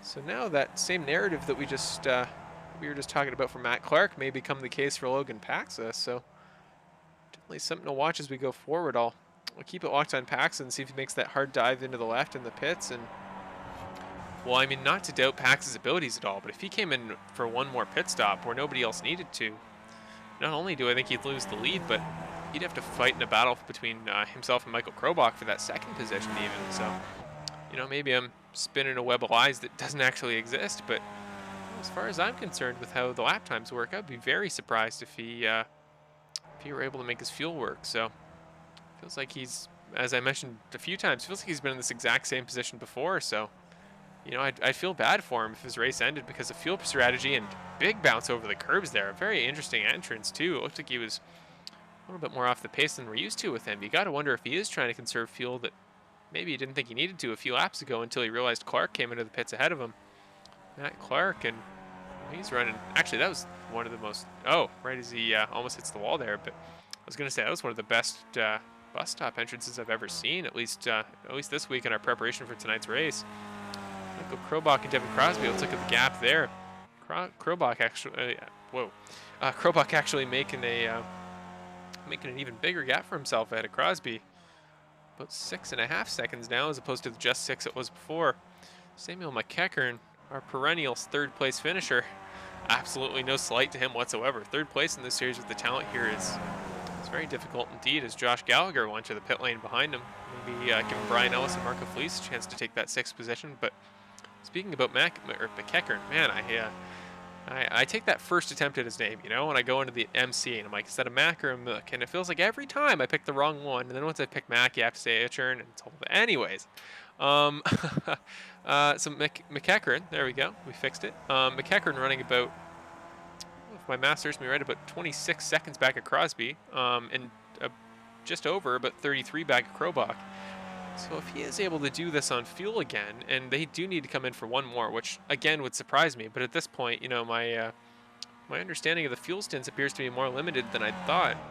He may have a chance of getting his 3rd place back again, or well, I don't think he could go any further than that. Pax's hypothetical fuel in and out wouldn't take nearly as long as the minute and 14 ahead of McEachern he is, but.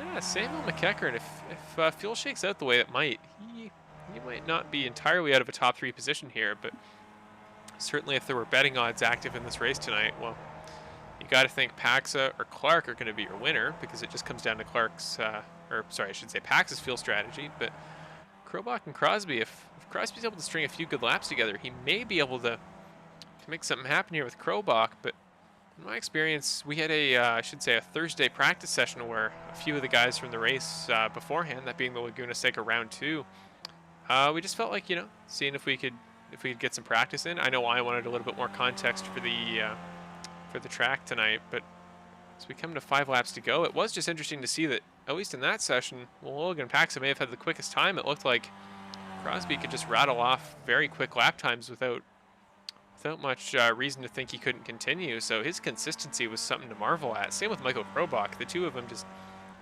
just didn't seem to make any mistakes. And, well, if there's anything Devin Crosby doesn't want to hear, it's that Michael Krobach doesn't make mistakes, because with the 6-second gap, it's just big enough with 5 laps to go that, well, I think the only way Crosby would be able to take that 3rd position away is with an incident or a pit stop for Mr. Krobach. And, I mean, Michael pitted, I think, around lap 37 or 38, so I wouldn't expect a pit stop from him, at least not now. So Logan Paxa, we'll see as that red text comes up. I am still kind of unsure as to what that means. Let me check. Actually, I think it okay, perfect. I think I have a solution for this. I think I can answer your question there from earlier, Heather. So I think, if I had to guess, it is if drivers look like they're going to enter pit road, or they come around that final section of the track. You see on your track map that final round left-hand corner there on the oval as they come towards that little kink where the chicane is on the bottom. I think if they run too low there, as we saw, and I mentioned earlier, Paxa running as low down on the banking as he was, well, it may convince the graphics and the timing system that the driver's entering the pits, and at which point, if they're entering or exiting the pits, that red text comes out. And I think that would explain why Pax is the only guy I've seen that seems to get that red text when he doesn't seem to be pitting. So there we go. I hope that is the answer. I will absolutely consult my my graphics manual after the race to see if that is the case, and maybe I'll have an update for next race. But just to mention, Paxa did come very close to that outside wall that last time by, and well, I know we only have 5 laps to go, but man, Matt Clark actually seems to be slowly catching him in certain sections of the track. So I kind of wonder if maybe there's potential for what am I saying? I mean, 5 laps to go. I would be very surprised if Logan, without an incident, gave up 4 seconds a lap to Mac. Mac is quick, but I think even that much of a gap is a little bit too much to make up without an incident here. But seeing how close Logan came to the wall that time by, it's something you got to wonder if it's in the back of his head, trying to conserve fuel along with the combination of maybe tires that are past their prime. You got to wonder if something could go down here if he's not careful. But looking back in the field a little bit, Devin Crosby has started to make that 6-second gap up to Krobach again, but looks like these top 4 are kind of statues now. It looks like those gaps are staying pretty consistently at 12:41 and 47 respectively. I haven't seen anybody with too much of a change here. Looks like that consistency I mentioned before just is unwavering for most of these guys. But even Samuel McEachern, I feel like he's been at 1 second or 1 minute and 14 seconds behind Paxa for the longest time. So yeah, I mean, I gotta think that, at least as they sit right now, I don't think without any major incident anything in that front would change. But right as I say that, Matt Clark just made up a full second since I stopped talking about it in Paxa, and well, he continues to. So, ladies and gentlemen, with 3 or 4 laps to go, it'll be 3 when Paxa next crosses the line. This race may not be over like I thought it was originally. Let's follow on board quickly with Logan Paxa here. Get a good view of that banking again. And one thing to mention as we do look for an update on that battle is, well, this is how beautiful iRacing models nighttime tracks. I mean, the lighting system looks perfect here on the banking. Maybe not so much so in the inside loop, but our first night race of the season, and I'm sure not the last. In a few weeks, I mentioned our dirt tournament next week in the last broadcast. Our Lanyard dirt tournament with like heat race style format and all that should be a fun one. But as far as our planning phase, I don't believe that'll be a night race unless our final points race after the 2 heats is. But this looks like it'll be our first and maybe only night race for a little while. So definitely maybe the last time the drivers will have to experience these conditions. And Clark still manages to catch up to Paxa a half second there. I really wish I had my lap graphic up to differentiate between these 2 drivers. Now, the one idea I do have is we throw up the little dashboard here, so we'll see Clark's pace in certain sections and maybe compare it to Pax's, as well, Clark is almost going to fall below that 10-second gap threshold that he hasn't in a little while.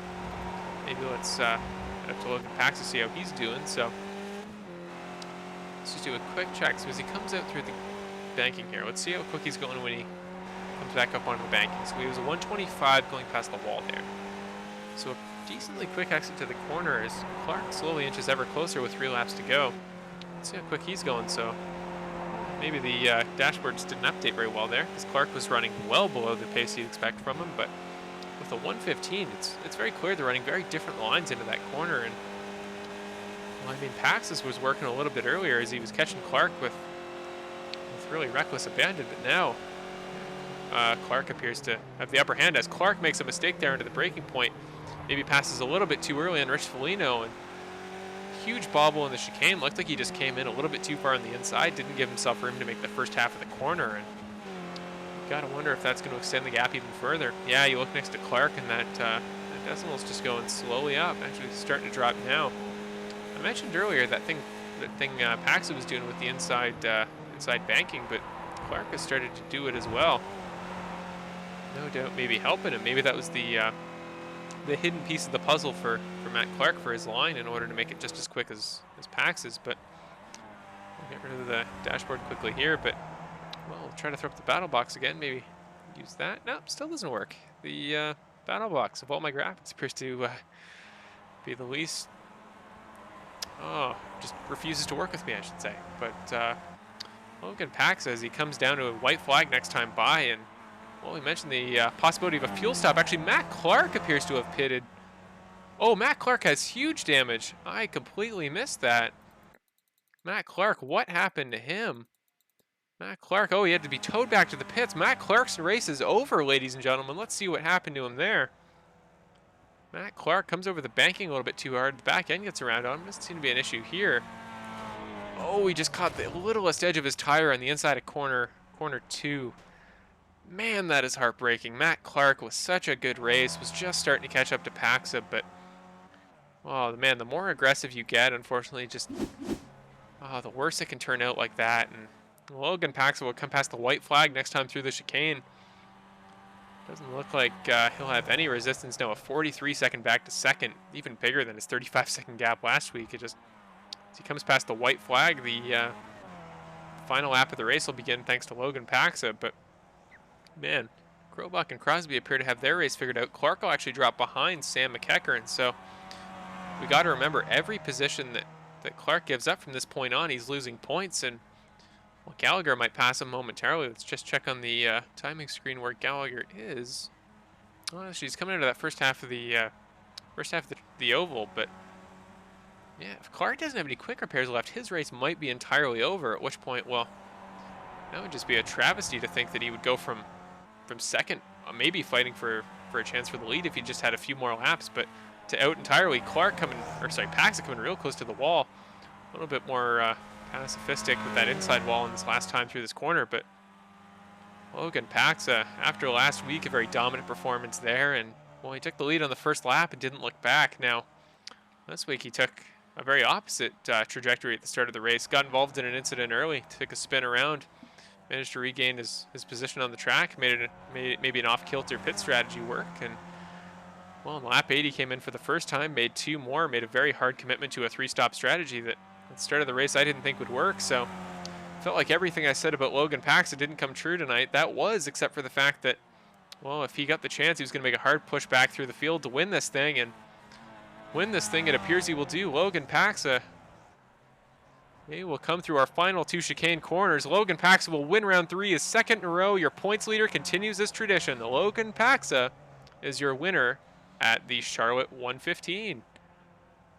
Coming through the final corner, and well, he's gonna look for a place to celebrate now as Michael Krobach will come through here. And well, it looked like a moment ago he would not have been considered your second place driver, but well, after Clark's untimely pit stop, which appears to still not have ended, gotta wonder what happened there. But Michael Krobach, a very solid day all around. It looked like I didn't get a chance to talk about him much, but it just seemed he was running consistent, didn't have anybody around him to battle with. And as he comes through the final 2 chicane corners, he will take second position, his first podium of the season for Mr. Michael Krobach. Now, as we kind of jump back quickly to Devin Crosby, who I know is running right behind him, as he will come around in third position as well.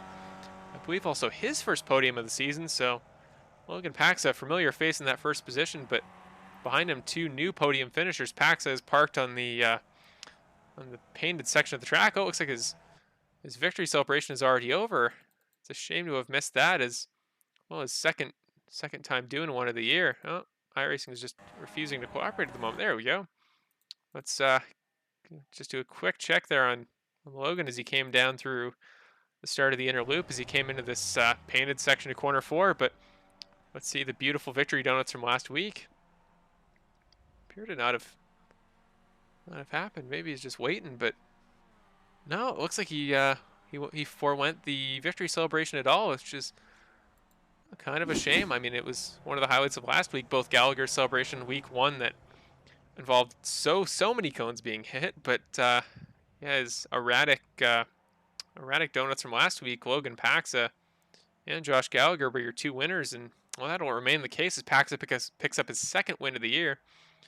But yeah, so it's good to see some new faces on the podium here. Michael Krobach and Devin Crosby, who I feel like I've been talking about a lot today, just because thanks to their consistency. So we will throw up our race results in a moment for you. A few drivers, as you can see on the track map, still driving around for the time being, but well, maybe they're doing a cool down lap, or Matt Clark still has yet to re-enter the track, so maybe I'll actually try to see if I can get a interview going with Mr. Matt Clark, because I am fascinated to know what happened there at the end. And well, we will throw up our results graphic here momentarily. Just let me gather it up for you, ladies and gentlemen.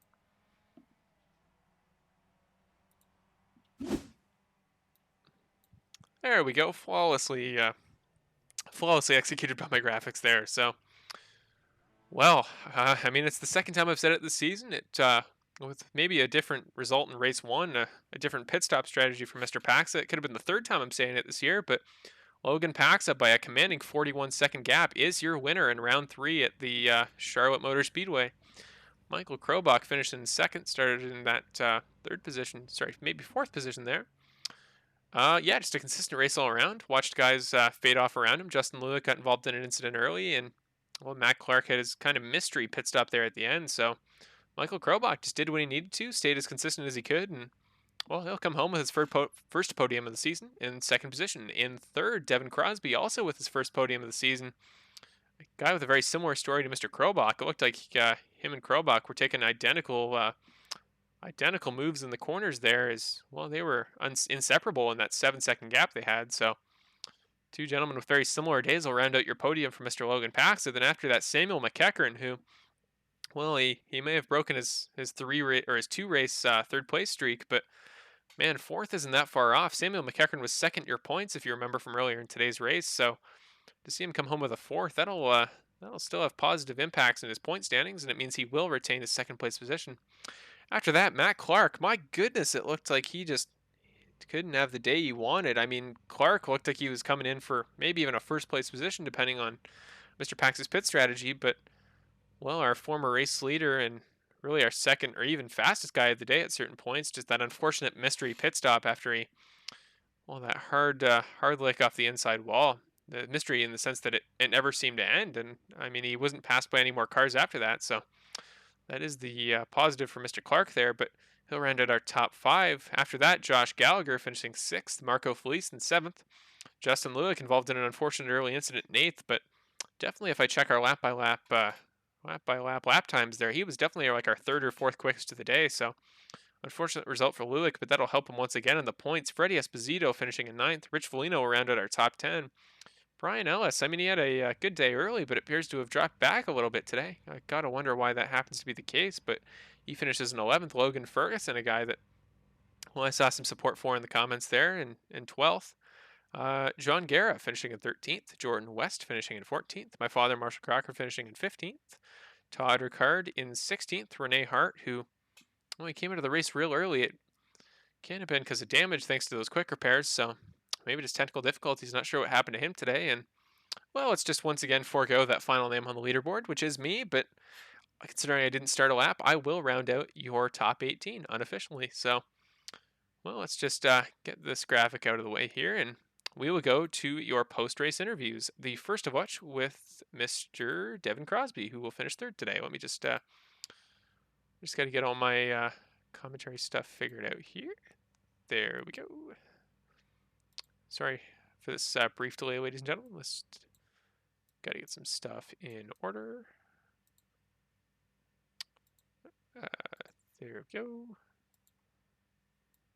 There we go. So Devin Crosby will be our first interview of the day. Let's bring him into the booth with us here. Hey, Devin, it's Marshall. You got me? Yeah, I got you, Kyle. Oh, sorry. I just got to figure out something for a minute. A little bit of a a bit of a technical difficulty. Sorry, just stay with me for a minute.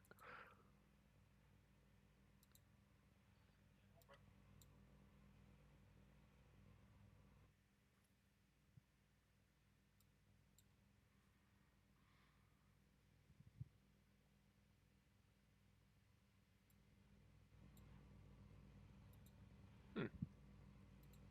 Okay, well, I'm not sure if the audio is coming through loud and clear, but let's try it. So Devin, first of all, congratulations on your third place position today. I mean, I know it's your first podium of the year. You came very close in our first round, and last race, unfortunately, didn't quite come as close as I'm sure you would have liked. But well, first of all, just walk us through your race today. I mean, one of the most difficult tracks you can really run all season here, and I mean, with the night aspect and the changing track condition, as I was no doubt familiar with in my practice efforts, just whether it be tire condition or the changing time of day, what was the kind of biggest aspect that changed over the course of the race for you? I'd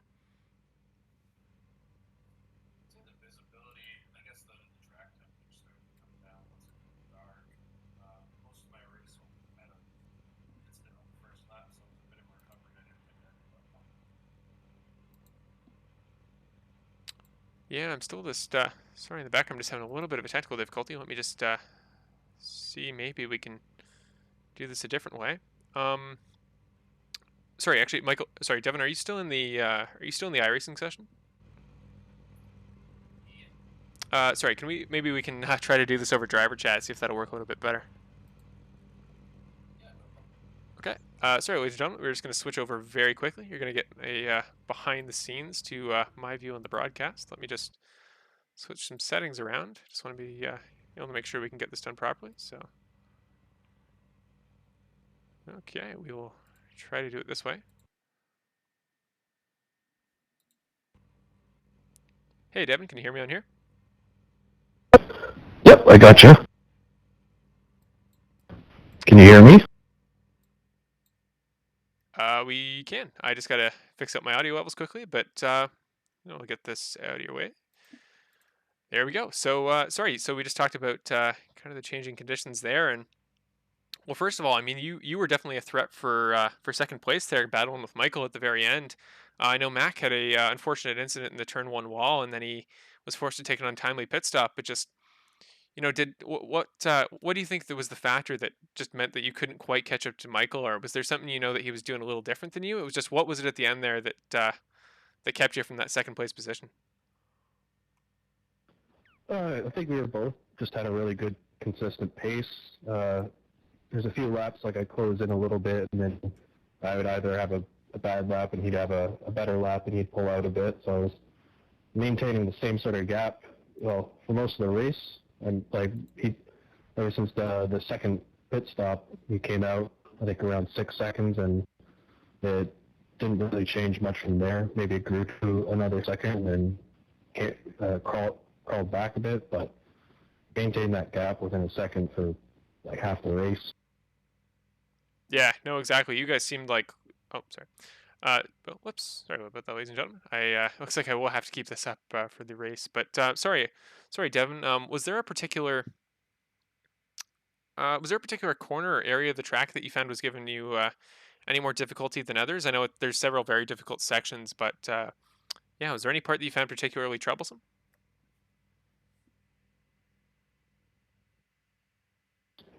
The last chicane is always kind of hard to get the breaking point correct because there's not a lot of reference like a marker board at the side or anything. It's all you just kind of almost have to guess it.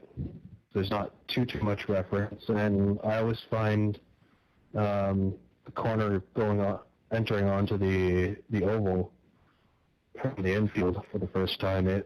I find that one's always hard to get perfectly right to try and pitch the car in right by the inside wall, almost kissing that, and then trying not to understeer up into the outside wall, going up the banking. Yeah, well, it looked like you managed to have it figured out there by the end of the race. Definitely one of our quickest drivers all day, and certainly most consistent. I would have said the same about Mac, but he had an unfortunate crash at the end of that race. So, well, as we move forward next week to our kind of dirt tournament there at Lanier with a few heat races in it, are you looking forward to that? How was your experience on dirt ovals? I've been running more the Sprint 305 cars, which are a bit different than dirt street stock. I had a little bit of experience in the rookie series in that. I don't think I'd be too good on pace. I'm not sure how good some of the other guys are in here. There's some that have a lot of experience in that, and they'll probably be a bit quicker. I think that one's going to be a bit more of a survival because it'll be tight, especially at such loose conditions. Yeah, I mean, if there's one thing I've heard from anybody else I've talked to about it, it's that kind of the feeling around any of the drivers in the series is that they're not feeling totally confident about it. I know it's one of the series that are one of the disciplines that most drivers don't tend to get a lot of experience of in iRacing. So at least not up here in Canada. But yeah, as we head out here, is there anybody you want to give a quick congratulations to or a thanks to for your third place position today? Well, I just want to congratulate the other podium sitters. They ran a great race, and Matt Clark, unfortunately, his incident, he ran a great race. He was in contention for the win. Good luck for next week to everybody. Awesome. Well, thank you, Devin, and congrats on your first podium of the season. And I look forward to. Well, I'm sure it won't be your last of the year, so I look forward to interviewing you in the future. Look forward to hopefully having this chance again. Awesome. Thank you, Devin. Have a good rest of your night. You have a good night, too.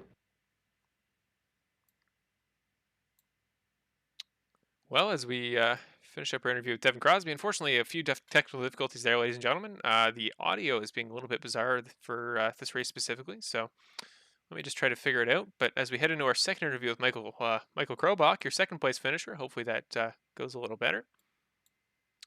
Hey, Marshall, or hey, Michael, it's Marshall. You got me. Just quickly to mention, we do have a few technical difficulties happening right now, so I'll just need to check your audio quickly. But yeah, how's yeah, sorry, it looks like I'm having the very similar problem to Devin. So, are you still in the iRacing session? Oh, I'm trying to think how I can configure this a little differently. The only issue is that the audio is coming out through.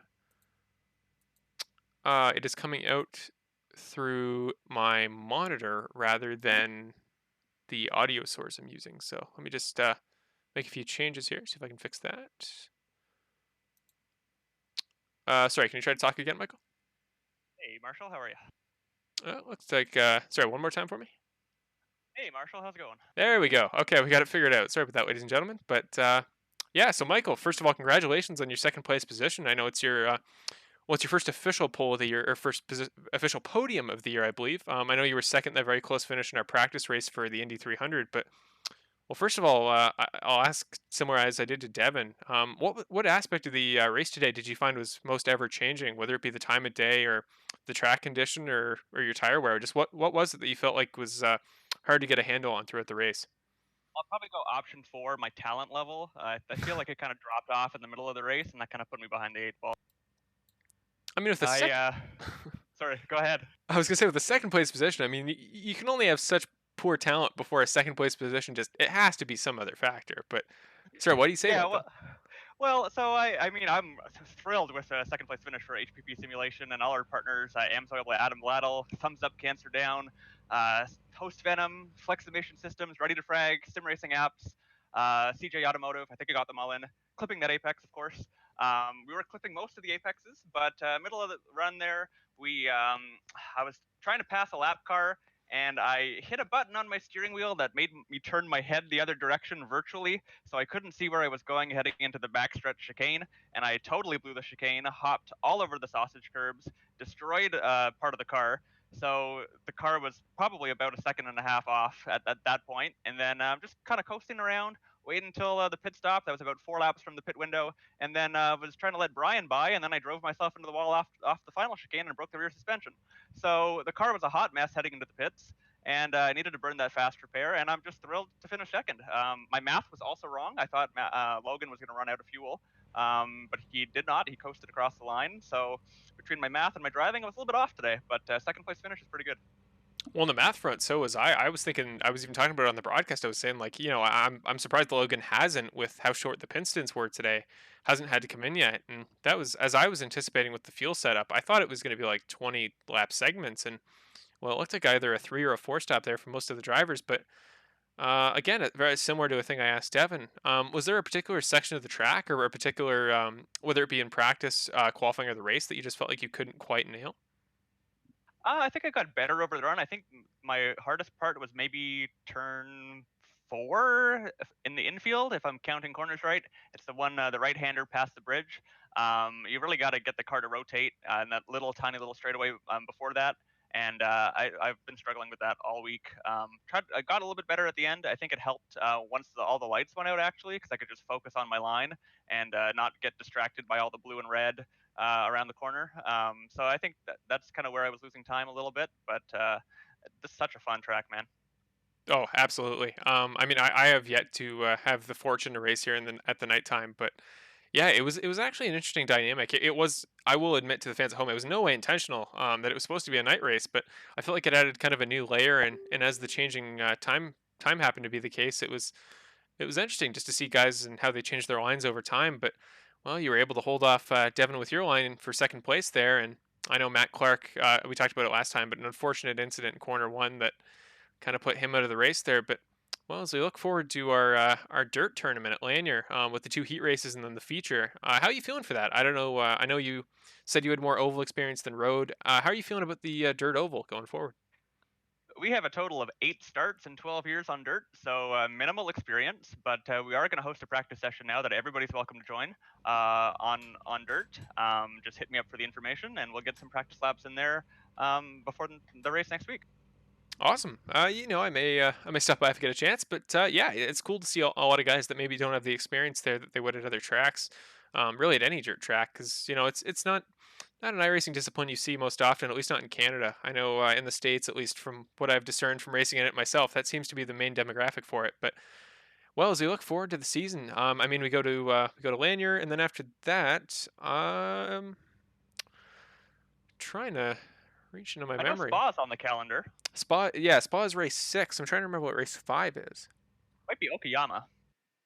Okayama's later in the season. I think it was race 7 or 8. So, is it? It might be Phoenix. It might be our throwback Phoenix race. Might be. We love the IndyCar. Oh, we do. But well, regardless, I mean, I think with the pace you've showed in our first 3 races, I know this is your first podium, but well, with the chaos of the Indy 300, and then last week at Laguna Seca, it was a few guys that seem to have just kind of have the track figured out. How you feeling for the rest of the season? I mean, I know you've started to pick up some momentum in the last few races. So, what's your confidence level sitting at in the points after you said about fourth, and well, just moving forward in your hopes to win the series?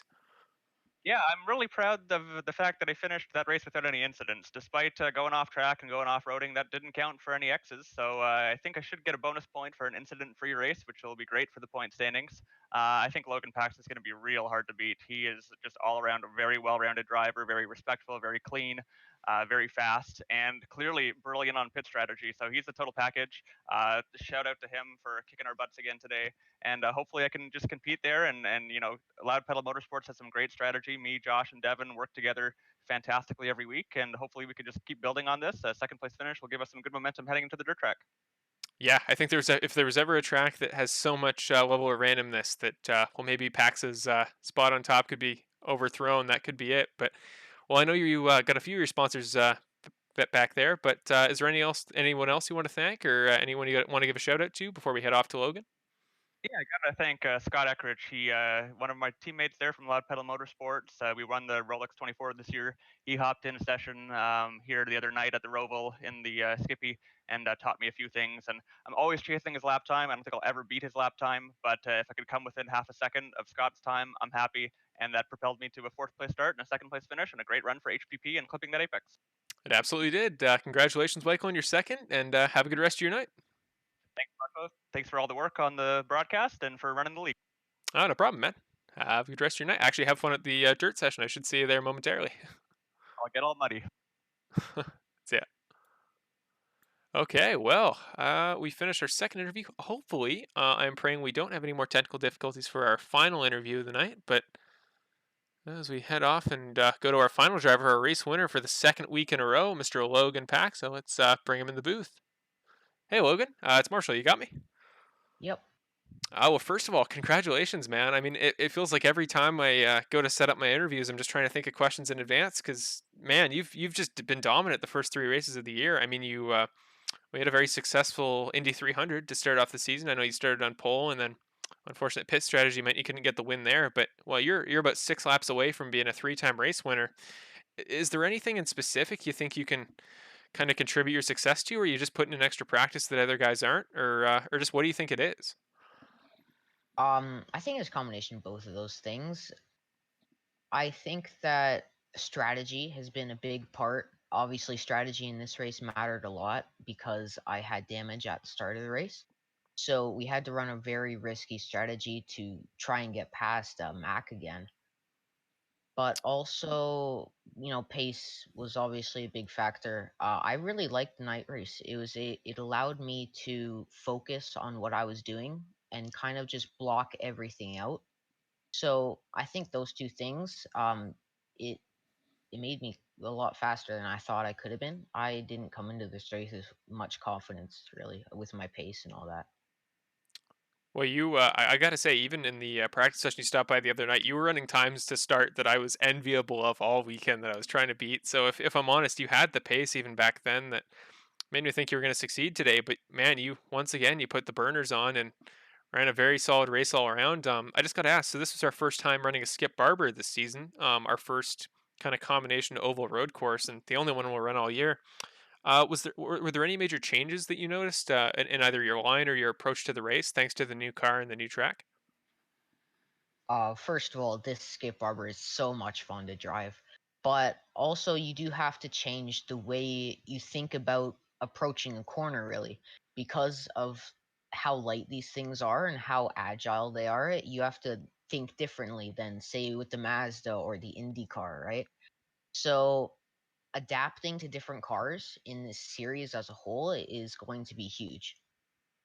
Yeah, absolutely, and I think it's one of the most interesting things about the way we've had it set up, and just the variety. I mean, I think actually this is the third of 5 cars we'll run all year that you ran today. So for the most part, you've kind of got most of the difficult ones out of the way. But the fourth different car we'll run this season is next week, the dirt street stock at Lanyard for our little dirt tournament we're running.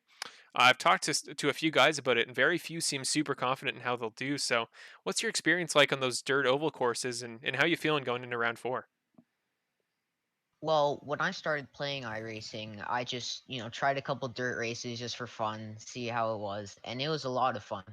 But I'm really not sure how I'll go up to other drivers because I have a bit of experience in it, just, screwing around, like if I felt bored some days or something like that. Um, but yeah, I'm very interested to see how that race goes, and I think that it's probably going to be the most fun out of all of these. Well, I certainly hope so. I mean, most chaotic, absolutely. But well, as we get ready to head out and end our broadcast, is there anybody you want to thank or give a quick shout out to for your second straight first place position?